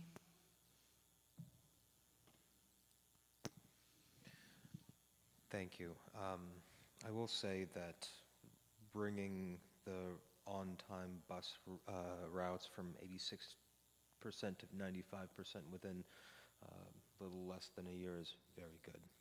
On that note, I will say that there is still, you know, that 5%, that 13 minutes late does affect people's mornings. Mm-hmm. People have to be on time to work, etc. Is there, I'm kind of just free flow thinking with this, is there a way that we can preemptively send the message so they don't send, you won't have 100 phone calls a day. We say, hey, we know this bus is late. All of the parents with students on that bus is going to get a message, hey, your bus is running 10 minutes late. So there is with the app, and that is something that we've struggled with getting First Student to reliably do. So when someone calls in and their route is going to be covered, so Ron calls in and Denise is going to be the substitute today, First Student has the ability through the app to send out a generic message saying something along the lines of, there's going to be a new driver in the seat today. And then when you sign up for the app, it can also give you notifications on how long before the bus gets to your stop. Or if it's the regular driver, but they're their bus isn't in service that day, it has a headlight out or something, and the bus can't go on the road, they also have the ability to send out a notification that says there will be a different bus today. They do it sometimes. They don't do it reliably. And the reason they don't do it reliably is because it gets so busy and chaotic with 200 employees coming in about a half-hour time frame that sometimes she just doesn't have the time to stop handing out keys and giving updates and you know, route sheets to go over to her computer, log in, and send a message. So yes, that ability is in there, and they don't use it as reliably as we would like. Madam President, pardon me. So, Ms. Denise, if you would kind of clarify that, would that be more of a staffing issue for first student and a capacity issue for them, that's not done consistently? It is it's a staffing issue. There is other staff in the office with, it's primarily Tamika in the morning, but when they're short drivers, those other staff members go out and cover routes. My office doesn't have the ability to send that type of notification. If we did, we would. Thank you for that clarification. Mr. Lesko. And I wanted to add as well, and thank you for raising that portion of it, Superintendent Adams. Staffing is an issue. To get to that level of additional customer service needs on our own, staffing is an issue. They are, particularly at the busiest times of the year, overwhelmed in transportation. And that's being kind to the level that they face in certain really high volume times of the year. There's not time to do what they need to do on the telephone currently. We would absolutely love to be able to do those kinds of things and need to. How we do that is going to be a challenge moving forward for the next director and the next staff. We've talked about adding additional staff in the past, and we haven't gotten there. We'll continue to have that conversation. We're cognizant of the district's financial needs, and everyone has needs across the organization. But transportation certainly does, and to improve communication, to improve the level of customer service, I think that is something that we're going to have to look at. And we can and we do work with and talk with First Student about what they can do better, but we can't really control First Student. We can't control ourselves, and those are, so I think staffing in our transportation department is something that we're going to have to look at going forward. Ms. Grady. Well, it's good. It's really great that you had this presentation this week, because definitely this week has been a challenge for transportation, both for students on buses and us in cars as we try to shovel out and get from place to place on the narrow streets. I know a lot of families have complained that there's no bus stop because it's covered under the snow, or there's no sidewalk to get to and from the bus, and it's definitely not something, it's not a problem that anyone in our district caused, but I feel like you might be the best person in a position to say, what can we do in situations like that where the sidewalks and the bus stops aren't passable, because we don't want our kids walking down. I know I was driving down Washington Avenue seeing high school kids walking in the middle of the street because they couldn't get in the sidewalks. But what can we do to keep our kids safe in situations like that? Is there anything? Madam President, members of the board, Member Krejci, one of the things that was stated earlier is that our Ms. Roaring and I met with the lead custodians, and we talked about what are some of those ways that we could partner with the city in order to clear those areas that are not necessarily ours, but also what are we doing with our own crews to assist with that. And where we can, we have. As for example, there was a situation that came up at one of the, near one of our schools, where the intersection, students could not use the sidewalks. And when our crew, when they had the time to go and take care of that and clear that area for our students, they did. But that had to be after their first priority of the school was taken care of. But we did do that. And so we are looking at bigger picture.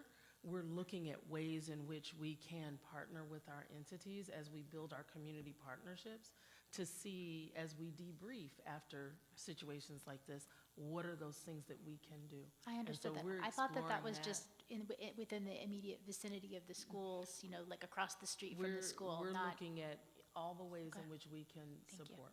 Thank you. Ms. Wilson? Thank you for your presentation as well. I was wondering, and my question almost feels very similar to Hassan, but I was curious about, similarly with the app, I don't have a visual, so I was wondering, for example, when we have a delay, does it update additionally that your new time for arrival will be X? It does not. And that was a little, I wouldn't say surprising. So the way it works, the information that is populated in the app comes from a weekly import that we send to First Student Corporate. And then over the weekend, I send it on Friday, over the weekend, they populate the app, and then it shows up on Monday. I don't know that First Student Corporate in Ohio would have the ability to, on the fly, update it. But I do know that on the 2-hour delay, we were able to watch the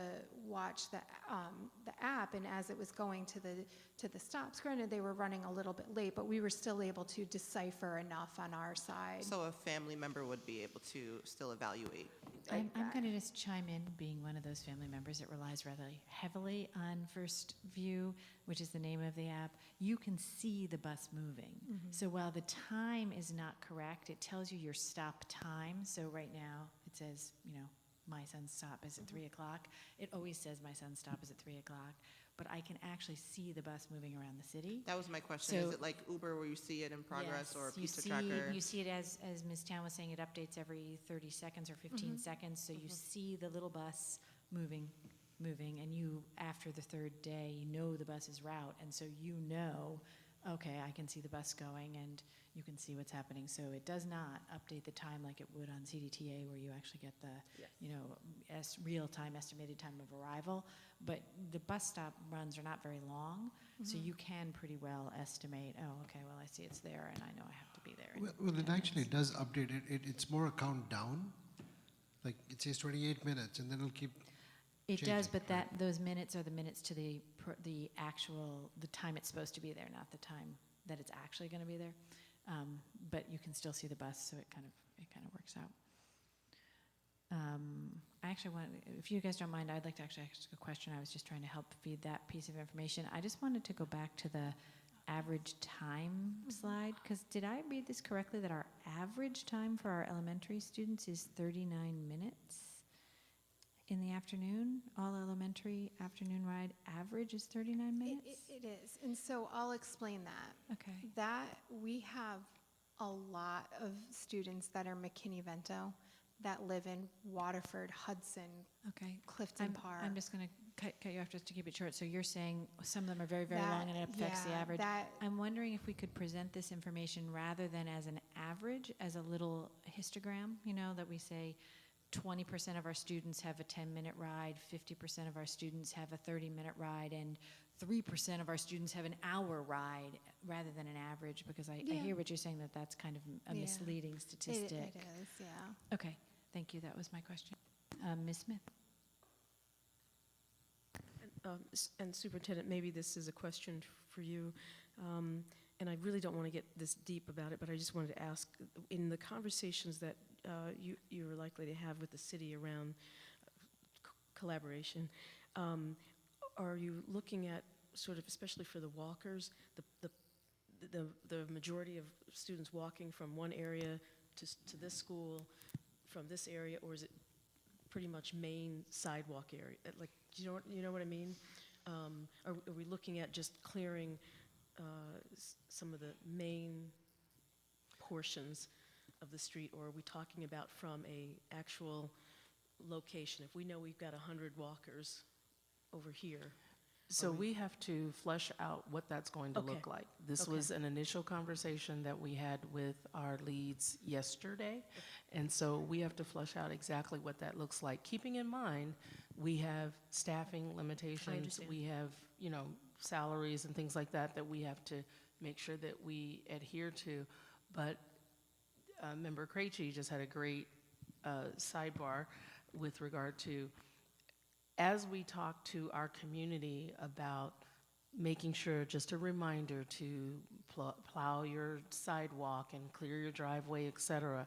Could we have someone donate some reflectors for our students as they're, because if they have to walk in the street, are they walking against the traffic? Do they have a reflector? What are those things? And we don't have those answers to that level of detail, but those are all suggestions that we can review. So, Ms. Town. Can I chime in on that? Yes, please, we would love that. So I would suggest asking for a student to donate some of the reflective material because they have reflective bands and stuff that they have for their drivers. And they've asked a few times, how can they give back to the school district? And we've had them, donate some field trips, but that might be something that you would want them to donate. They have them there, and they're easily able to order more. Who has a second question? I do. Ms. Krejci? I think part of my question was related to what type of safety instruction in general are our bus students receiving? I know my son in maybe kindergarten or first grade had a this is how you behave on a bus type day, but I don't know whether it was specifically pedestrian safety around buses. I know we had this discussion with some parents where one parent said, everyone knows you can't stand on a snowbank. It's a blind zone. You'll get killed. And I said, I didn't know that. And she said, every year her school made every child watch a video about how not to get killed riding a bus. But a little gruesome, but I just wonder what kind of safety we are giving our kids every day on this stuff. Yeah, so there are at least 3 mandatory bus safety drills that we do each year. In addition to that, we have offered any of the schools anytime they want. We have we call it a drill team with the bus company where they come to the school and we do more intensive instruction with the kids. We show them videos on good bus ridership. We bring the drivers in. We gear it more towards a PBIS type of feeling, but we've gone to New Scotland. We came here to North Albany last year, Pine Hills, Eagle Point. So, we are out there. We are available. They will bring the drivers in and get on the bus and show them all of that. Okay, thank you. Yep. Mr. Almanyawi. In terms of working with our neighbors and our community members on clearing sidewalks, I will say that some people do an amazing job, and then some people do a very, very poor job. I think we should, if we can, commend the people that are doing excellent jobs. There's one person in particular on my route to school with my son. The sidewalk is amazing. And I've spoken to several parents about it. They all think he's Superman, and I think he needs to be recognized. It really is something to commend. And so the next question, so that was a thought, but the next question I had, in terms of factors, you had this on-time performance. What does students being undeliverable mean? Students being undeliverable is a major factor for afternoon buses running late. So when we go to a student's bus stop and there's no one there, then we consider them potentially undeliverable. The bus will usually have to go back to the stop at least once, sometimes twice. Depending on where their next stop is, they may sit at the stop for a few minutes. If their one stop is on Livingston, but their next one isn't until Whitehall, they may sit over, on the Livingston one for a little bit of time, giving a parent time to get there. That's when the first student is making phone calls, contacting parents, trying to get in touch with someone. If we're not able to drop them off at all and we just can't get in touch with a parent, then they're brought to Giffen as an undeliverable student, meaning we've done everything we can and we just can't drop them off. Is there a certain age that we are not doing, like we're not dropping them off, or is there do we do this for all students? It's predominantly our special needs students. but also kindergarten students, very young students. If we have a student who may be in an older grade, but every single day they're met by a parent, but today there's no one there, the driver doesn't let them off. And that's when we, go through our process. Anybody have a second question? All right, I think we're very close to done. I just want to make one suggestion, and then I think we can let you go. I've noticed that the middle school open houses, we're doing an excellent job of helping people get signed up on School Tool, Power School, School Tool. And I'm wondering if elementary open houses might be a time to have somebody there helping parents get signed up for the app, because that might reduce your September. And then the other thing, and I know this is very difficult, it would help tremendously if we could get the app running on the first day of school, because really by October when it comes up, although sneakily I know it does come up before October because it was running well before October 1st, those first 2 weeks of school, that's when the agita is there. And so the fact that the app isn't there, it's really unfortunate. It is, and I understand that. From the September 1st or thereabouts through September 17th, we made 454 routing changes. And that's just not a volume that they can keep up with on the app. So that's really the reason why we don't roll that out in September. So that's our first bound of changes, and then our one after that, we had another couple hundred. It doesn't start to even out until October. And on the other side, First Student has said that Albany is not their only location. They have them across the country that they have to manage. So our date through them is October. As far as the open houses and the PTA nights, and that's something that we've talked with First Student about quite a bit, to go to those open house nights, but we've always thought of it more as like a recruiting option. Go there, we're hiring, and they have done other things in the community, like the summer celebration that comes to mind. They had 17 people apply just in that one day. So again, that is something, that's a great opportunity to get them to sign up for that and let them know about some of the other options. I'll definitely share that with them. Vicki? I'm sorry. This has, again, to do with the app, and I don't even know if it's possible. So do you know if there's any way that, I don't know, our district could have a license to that app and somehow be a user, and have more control? And if we could, do we even want that responsibility, So it's just a question. You don't have to go into any. So it's proprietary, so I'm going to say no, that they can't. But we offer the principal's access to it, the assistant principal, all down the line. Basically, you want it, I'm sending it to you.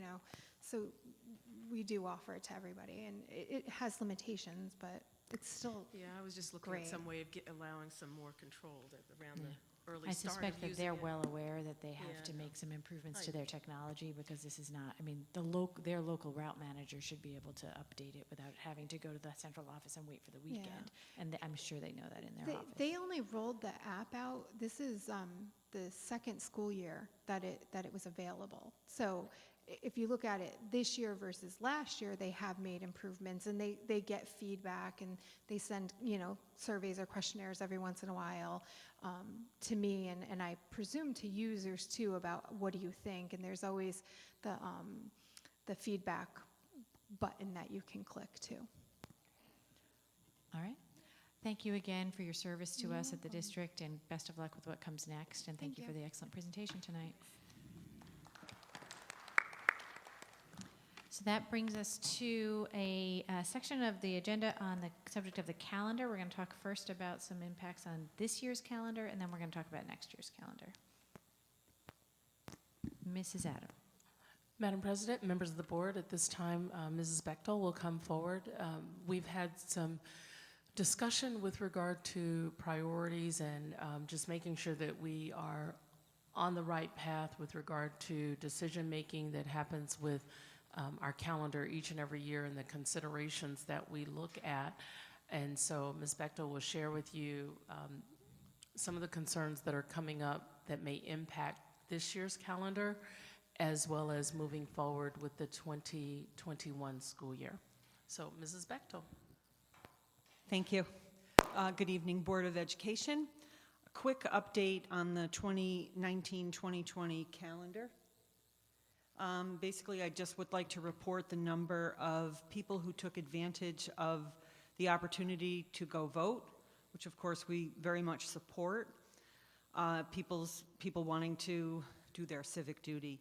We had 509 total staff that took the 3 hours allowed by the new regulation, and broken down even further, it's APSTA staff at 348, APSU staff at 159, and some 2 management confidential staff.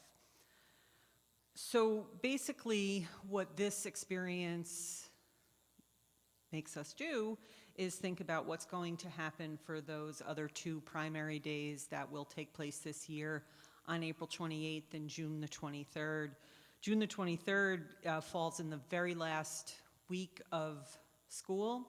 There will be Regents testing on that day, and it's just those last couple of days for the K-8 buildings as well. April 28th, it's April 28th. It falls in that period of time. A couple of weeks later, we'll have our school board vote and our school board budget vote, and that is another day that we are taking off. So we need to really keep an eye on the legislation. There is some suggestion that the legislature may consider modifying the regulation. I don't know whether that will occur this winter or not. So as we go through the rest of the year, Cabinet, working with the Board of Education, will have to make some decisions about what we want to do on those days. Mrs. Adams, did you want to add anything? The only thing that I would like to add is that presumably if the legislation passes, then we would be exempt, so we would not have to change our calendar. However, if not, we would have to look at several options, and we would definitely research that and bring that to the board in plenty of time so that families can be aware of what those changes may be. Board colleagues, any questions on that topic? I guess my only question would be, how are we going to define plenty of time? The first primary that would be impacting us is April 28th. 28th. Okay. So that falls after the April break? Okay. All right. Obviously, this is a significant concern to families. I mean, it's going to really, for our elementary school families, going to come as a terrible surprise to have an extra day off of school. It wouldn't be a day. It's certainly, well, We we don't just don't know. I think we have to let a few things play out and have some more discussion about how we're going to address it. So it is on our legislative priorities list, as everyone knows. We are meeting with the Assembly members and Senate member tomorrow, and we will try and get a read from them. It is unusual for legislation to pass and be signed in the kind of time frame it would need to pass and be signed in order to make this go away before the time we'd have to make a decision. So while I would love to think that that might happen, I urge caution in thinking that might be our get out of jail free card. I think we should really start planning for what we're going to do. Mm-hmm. So, anybody else on the subject of what's going to happen this year? Okay, shall we move next year? Yes. So I would like to go through the process of the creation of the calendar. I think I'm missing. There we go. It's been a long time that I've been working on calendar and have this complete full understanding of how this works. Many times I'll hear people say, why is it so hard in Albany to do the calendar? What is it about our calendar that makes this more complex? And really, when you come right down to it, it's because we have to schedule more days. We schedule 182 student days in our district by contract. That is 2 more than most school districts schedule. Most school districts schedule 180 days. In addition to those 182 days that are count as student attendance days and count towards our SED funding and et cetera, we, several years ago, prior to my coming on board, negotiated with the union and adopted 2 additional days for professional development. And so we have to schedule 184 days, which is now 4 days more than pretty much any other school district. The snow days, of course, we count in as well, but most districts do that practice. So that brings us to scheduling 187 days, which, you know, causes a tight, it results in a tight calendar. So I wanted to just relay those kind of bottom line logistics about the calendar. In addition, of course, we have to be in session when testing is going on and any kind of scoring. We also have 16 days off that in the APSU contract, 13 of which are prescribed, 3 of which we have some discretion over. And then we are allowed to have 4 superintendent conference days. They can be PD days, they can be parent-teacher days. A district can designate what will occur on those days. That they are counted in the 182 days. They count as student attendant days.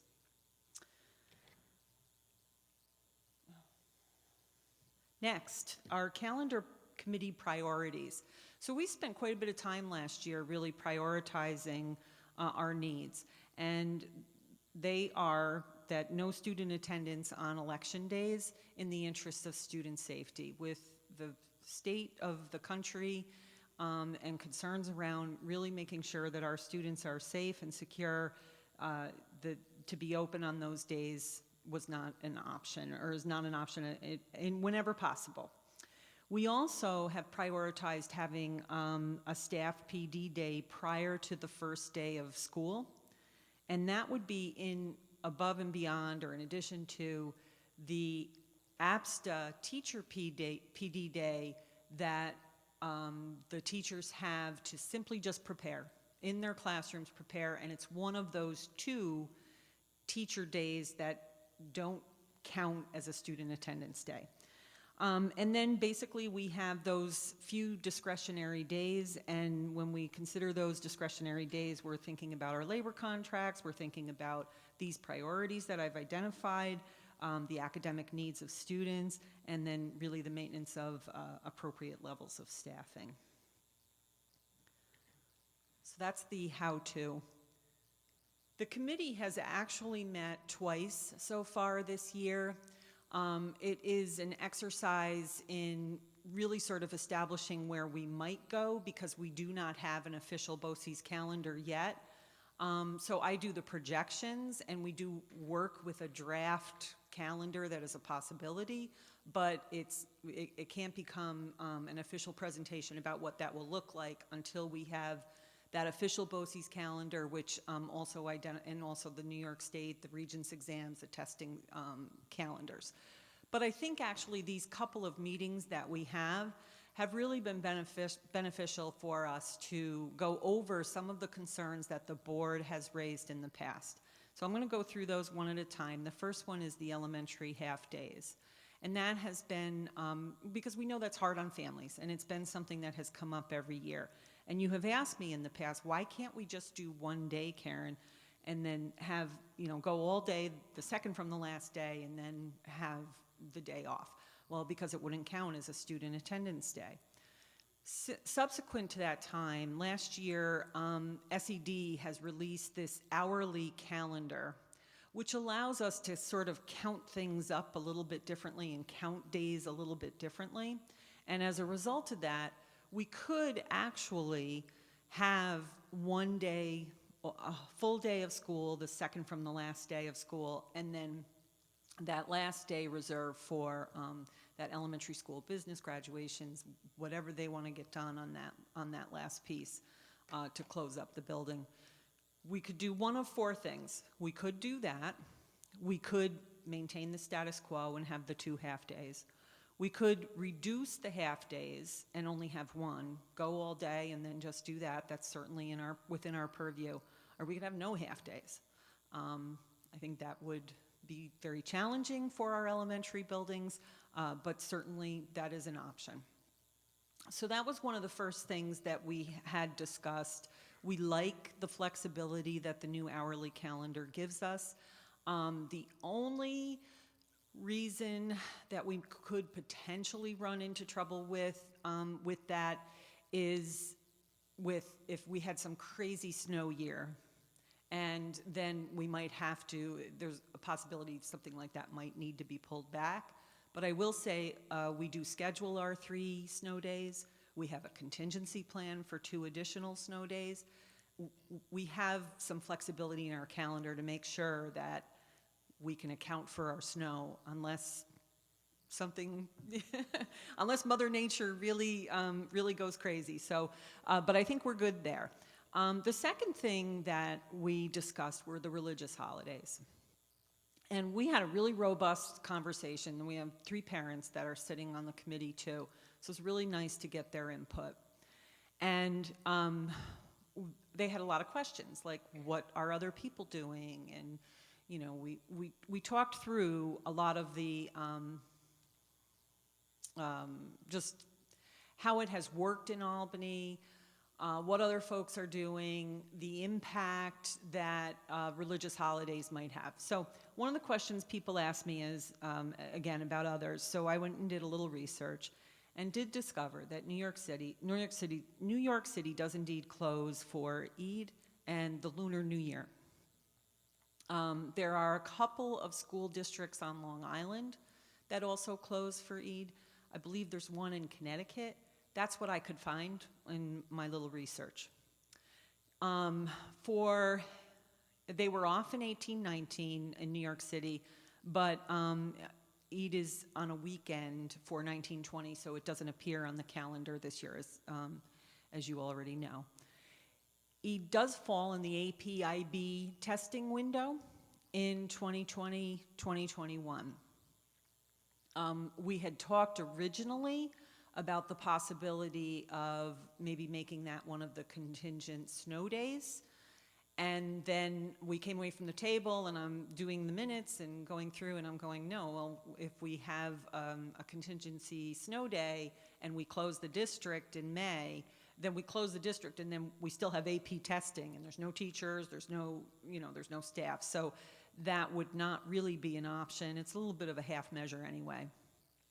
So I did a little bit more research and did discover that there is an organization, a Muslim organization, that has wrote an official appeal to the College Board to not have testing on that day. But I don't know the results of that appeal or where the College Board will go.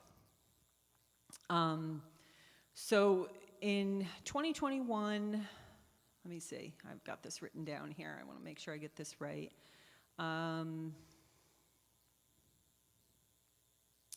So Eid falls in, on 2021, it's May 13th, which is in the APIB window.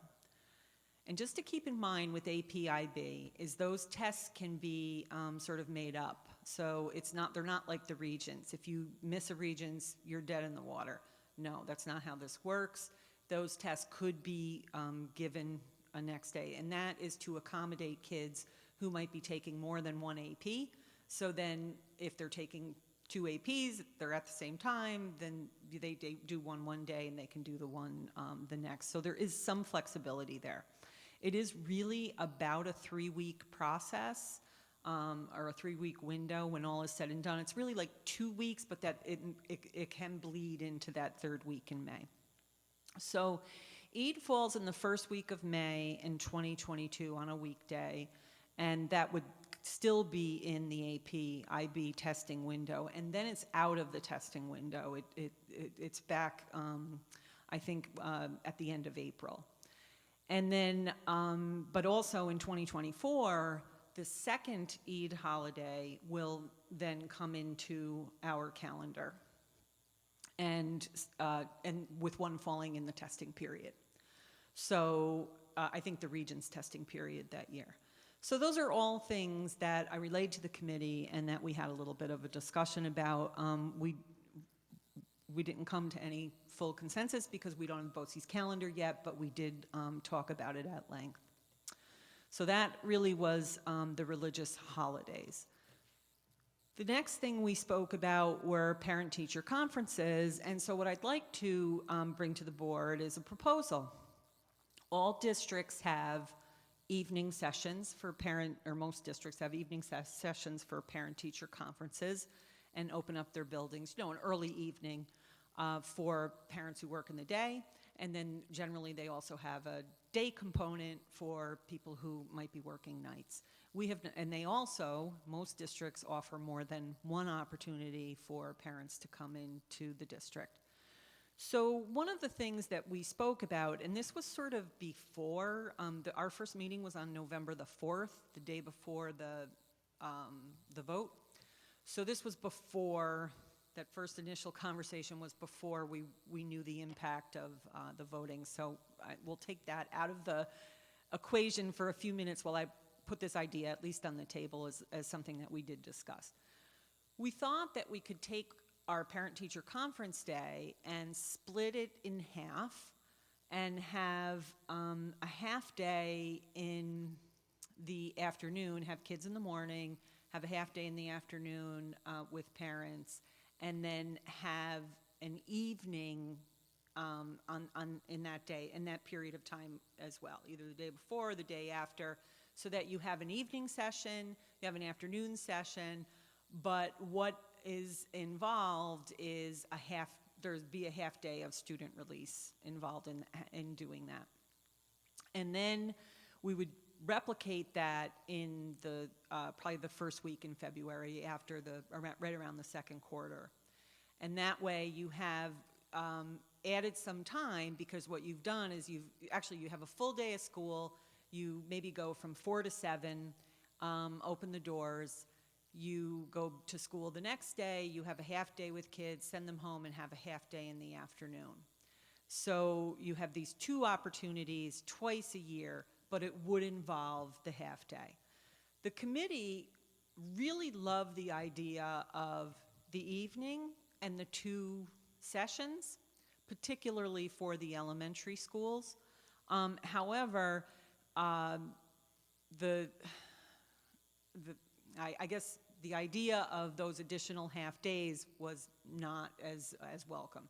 However, they felt that since we were reducing, if we chose to do the one day at the end of the year and reducing that half day at the end of the year, there could be some appetite for adding. They wanted to say that 3 half days would be their threshold. Oh, and I think I left a little piece out. The teachers who would come in the evening from that 4 to 7 would need to be compensated. So what would be, the compensation would be, is a half day that they would have and where they would dismiss and district would shut. So what that creates is 4 half days, right? So and then we're taking away the 2 at the end, so we're still at 4, but the appetite for a half day was 3. For some reason, people were like, well, we could take 3, but 4 seems like too many. So anyway, we have some ideas about how else we might do that to get to the goal, which the goal is really to open the schools later at night and more than once. So stay tuned on that, but that was certainly something that we discussed at length. And then the voting thing, when that occurred and we saw that impact, we were like, oh boy, if we have to do other half days, then that may impact that idea. But we're going to keep thinking. And then finally, the unused snow days. We had talked about, again, planting one right before the May board vote. Memorial Day is very late in 2021, and I think May 31st, and so we would never go into June. We can't go into June 1st, 2nd. The testing is beginning. We just wouldn't be able to do that. So we would probably plant those additional 2 days, that the Thursday and Friday before Memorial Day. That would make the most sense and is in alignment with how we've built the contingency snow days over the last couple of years. So I think, that seems to work. So that was the committee work. We are supposed to meet again this month if indeed we do get the official BOCES calendar with the Regents' schedule. And that concludes my presentation. A highly detailed presentation, and all of our heads are spinning because you're the only person in the district who can actually do all of this in your head at the same time. It's very amazing. Board colleagues, Who knew? I know we're very early in the process, right? I commend the district by the fact that we are having this conversation in December. We often are not even having this conversation until January or February. And it is very difficult for parents who are trying to plan their summer to know when the first day of school is. I've already gotten 2 people who've asked me, when's the first day of school next year? I'm like, it's not even Christmas. We'll get there, I promise. But so, does anyone have a question that they can, or a comment that they can formulate on what's happening? No. Of course, the calendar committee liaison, Ms. Krejci. Well, I have a question that actually came up more recently, and it's just kind of a musing. I noticed with all the snow, looking at all the other district snow days, that a lot of districts had their half-day for conferences scheduled for this Tuesday, and that a lot of districts had it just half-day elementary conferences. And I wondered, is that something that's going in conjunction with the BOCES calendar in some way? And is there some advantage in them doing it, or is it just kind of they're all acting in concert just for historically? I noticed that too on the snow day because they canceled them. Otherwise, we wouldn't be Right. aware Otherwise, aware of it. Any of our parent-teacher conferences across the region are happening around this period of time. And yes, there are school districts that do elementary only at different times in the year. In fact, we will be bringing the idea of these 2 parent-teacher conferences to the principals next week at the principals meeting, because we want at the middle school, really for all the principals, to get their feedback on running those. But at the secondary level particularly, we're not sure that we have that we need that same level of contact. Not that we don't need it, but that we need to hear what the principals think about that. And so we're going to do that next week. But yeah, we could split it and do something with elementary or K-8 and not the high school. There are a variety of ways we could do it. Again, it's just curiosity, and also wondering, do we gain anything from, rather than taking we had discussed the conference day in November, because historically we have that the day before Thanksgiving, but I'm wondering, is there any advantage to syncing it up with that early December date that many of the other local districts seem to use, just to think about? Thanks. Yes, thank you. Ms. Wilson. Thank you for your presentation. I find it interesting that a common denominator, or that these conversations always still occur within the orbit of cultural relevance and equity, because I have been reading somewhat about other religions' perspectives on how it just so happens to be nationally that things are centered around one dominant religion versus others. And I was curious, what I understand that you stated there's an advocacy organization lobbying on behalf of students, whether they can simply change that date or alternate date. I was curious if there's anything along the lines of a accommodation or reasonable accommodation for things of that nature also that students can individually apply for, or if it's still on that level. Yes, they can be out for a religious excuse and take the test the next day, because APIB is not constricted the way the Regents exams are. Okay. Ms. Wilson, Ms. Smith? Ms. Mann? And so that's, that exclusion would be appropriate for APIB, but not a Regents exam, right?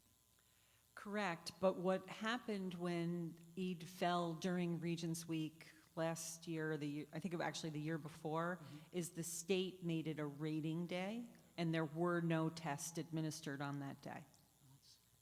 That's wonderful. Now, Ms. Smith. I'm sorry. I wanted to just also follow up on that question. I would like to, I like the idea of the groups that were submitting a letter to the College Board, and I would like to propose that our board, our district, do the same. You know, we still have a lot to figure out for ourselves, but I think it would be a very supportive action for our community as well. Dr. Jadour. I might be crazy, but anyways. Could we start the school year early or end it late, or is there some law that prevents us from doing that? And a connected thing would be, in the past when we talked about Parent University, there were some ideas about doing that on a Saturday. Could we do a half day on a Saturday with, I do not believe that we can conduct school on a Saturday. However, yes, we can start students after September the 1st, and we have to end our calendar on the last day of Regents testing. We cannot have any student attendance after that, even though, like, for example, this year, I think we go till the 26th, and then it's June 29th and 30th the following week. We couldn't go then. What we could do is have, you know, sort of our teacher PD days that don't count in the student calendar fall after that. But that's problematic too. Actually, I shouldn't have even said that, because we can't have that standalone hanging Monday day by contract. We will, to Ms. Savage's point, we will likely begin before Labor Day this year. So that is a message. Labor Day is late, it's the 7th. Whether or not we bring kids back, or if kids are coming in like that Friday to do staggered start, but staff will be back. It would be impossible to schedule our calendar without coming back before Labor Day. But we can't bring we can bring staff back in late August for professional development, but we cannot bring children. Yeah, that's one of the things that parents, you know, constantly asking, why can't we just, blah, blah, blah? Well, because Regents Day and September. So it's something we can help convey to the community, that these are state laws that we have to work, that are constrained by. I want to commend you again for the creative use of the hour-by-hour calendar. When that passed, a year ago or so, I remember sending it like, could this take some pressure off the calendar? So that's wonderful. And it will be interesting as we start talking about how we could do that, whether that leads to any conversations with our bargaining units about different ways that we might structure the time, because now this constraint is no longer the state saying you must have 180 days, right? We now have this hourly factor. So I'm just thinking out loud about whether there's another way we could, for example, for parent-teacher conferences, make several days of the year longer for our teaching staff, and then reduce a day, right? We could have like 5 Tuesdays in November. I'm making these dates up. I don't know what day they would be. That would be 2 hours later, so that the parent-teacher conferences could be later, and then we get an extra day off for everyone at some point. Right. Those kind of ideas become plausible, I think, although again, you're the only person in the room who understands this, with the way that the hourly thing works, but it would be difficult under contract because we'd have to deal with the compensatory situation. The hourly calendar does give us flexibility, but not for whole days. It only gives us flexibility to dismiss early, to come in late. I think a lot of it was generated from the trouble that districts got in a few years ago over the snow, and they went way over with their days. We did not do that because we schedule more days. So it's why we have that little bit of flexibility. We are going to use the flexibility allowed by the hourly calendar to do things like have our staggered start and possibly do this half-day thing at the end of the year. And that's the flexibility that we're going to take advantage of. And then, you know, in addition, last year we did a middle school, a slightly early dismissal to run an extended PD. We will be doing that. We'll do a little bit of that. That does not seem to upset the apple cart for parents to send the kids home an hour or so early. So, not at the middle, not at yes, secondary level. Not at middle level. That's yeah. Ms. Krejci? I just had a quick question for you regarding that time off to vote. I know that the employees are entitled for that 3-hour block to vote on election day. Are we able to give them any input to when it is? Yes. So we could say everyone has, no one has to report till 11 a.m.? Yes. Okay, great, thanks.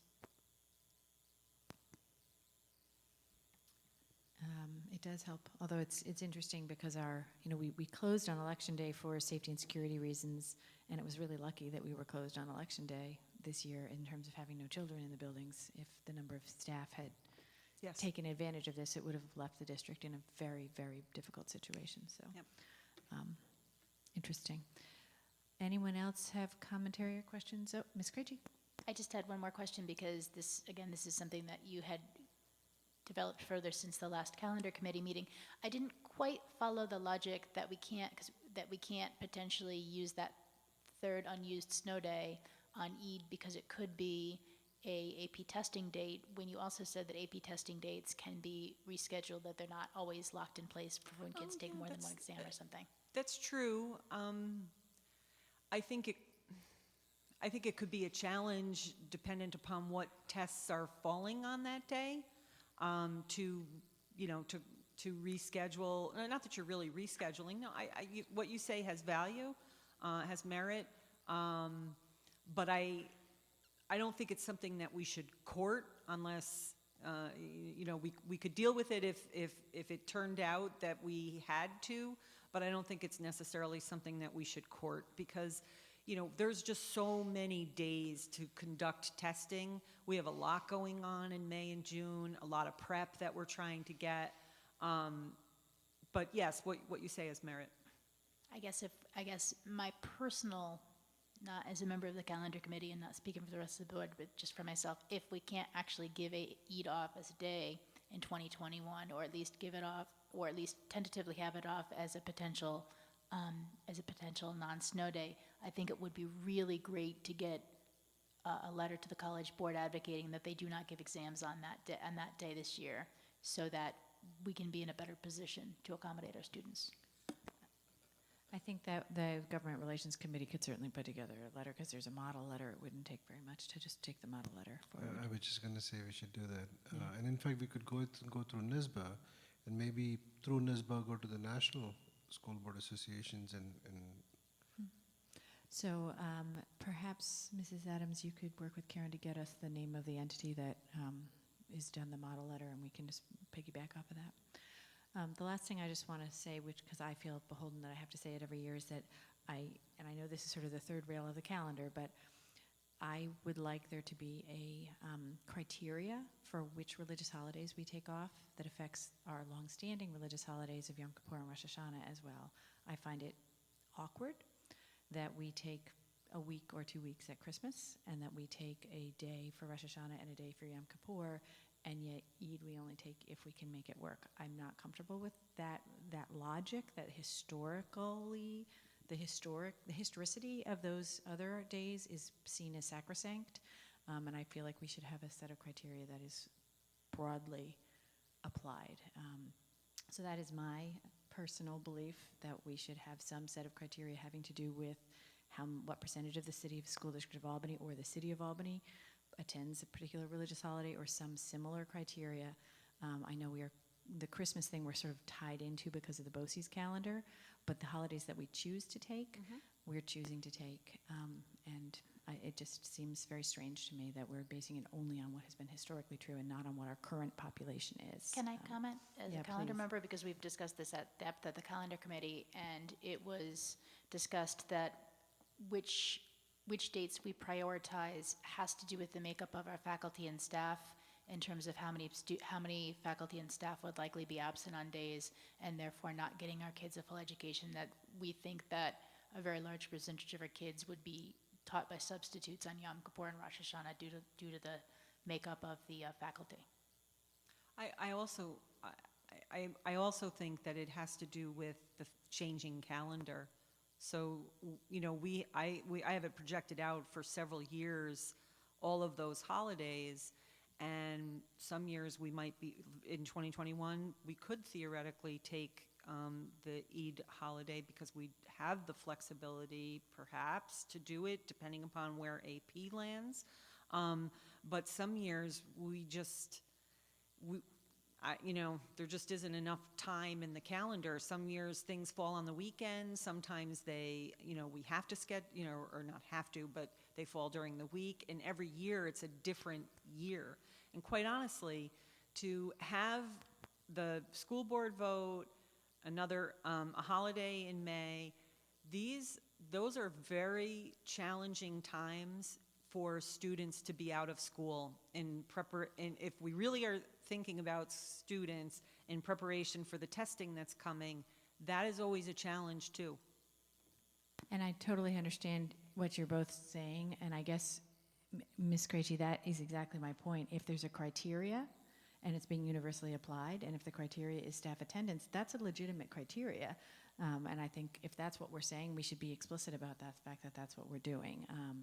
So I'm really troubled by the fact that we're still not yet to the point where we're being explicit about why do we take Rosh Hashanah and Yom Kippur off? Because everything you just said about the fact that there's no time, but Rosh Hashanah and Yom Kippur have those same challenges, right? Sometimes they're on Saturday, sometimes they're not, but we always take them off. So that's and I know I don't speak for all of my board colleagues on this, but that is my position, and it is a constant challenge. Anybody else have other things they want to say? Mr. El-Manyawi. I echo that position. Thank you very much. Thank you again for continuing your efforts on the calendar. I know it's an impossible task. Actually, that is one thing maybe that we can start thinking about with the calendar committee is if there were things that need to be changed from state law that would make this whole thing easier, perhaps we should start moving those through to the Government Relations Committee and we can start lobbying for why is it that we can't bring the students back before Labor Day? Or before 1st of September. If that would resolve some of our issues, let's at least consider putting it on the calendar. Anyway, I don't know if it would, but there it is. Okay, thank you guys so much. That brings us now to the board committee reports. Board colleagues, committee chairs, who has a report for us today? Dr. Chittor, you've spoken. Do you have anything else Just going to say add? that policy is going to meet next week, so we'll have a report at the next meeting. All right. We meet next Thursday at 5, I think. Thursday at 5. And if we're talking about future committees, audit committee is meeting Monday at 5:30. And we'll be discussing we will have the internal auditor, the internal claims auditor as a special guest at our 5:30 meeting. Excellent. Ms. Smith, do you want to go next? I can, thank you, Ms. Wilson. Our meeting for facilities is December 10th at 5:30 at Academy Park. Thank you. Well, that was a very efficient report. I thought you were going to say some more content. You usually have more to say. Last time. So the superintendent stole most of my thunder from the Government Relations Committee because we did meet with the governor's staff, and we are meeting tomorrow with the Assembly and the Senate staff. I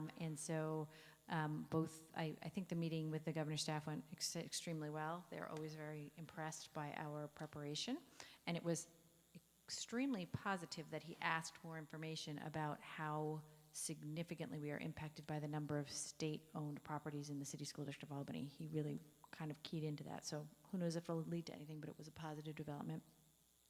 I also wanted to add one other thing that's been talked about that's related to the Government Relations Committee, which is that we've been talking about exploring affiliating with the Big Five, the Conference of Big Five School Districts, that might be another way for us to boost our signal, as well as NYSBA and the Black Caucus, as we have been. And so I know some preliminary conversations have been had on that topic, and I wondered if there was anything, Superintendent Adams, you wanted to share at this point, or are we still in the preliminary stages? We're still in the preliminary stages, but I will ask that Ms. Roaring please provide a little bit more information with regard to the Big Five. Hello. So the Big Five organization has historically been just the 5 big districts in New York State. However, they have now begun looking at affiliate members.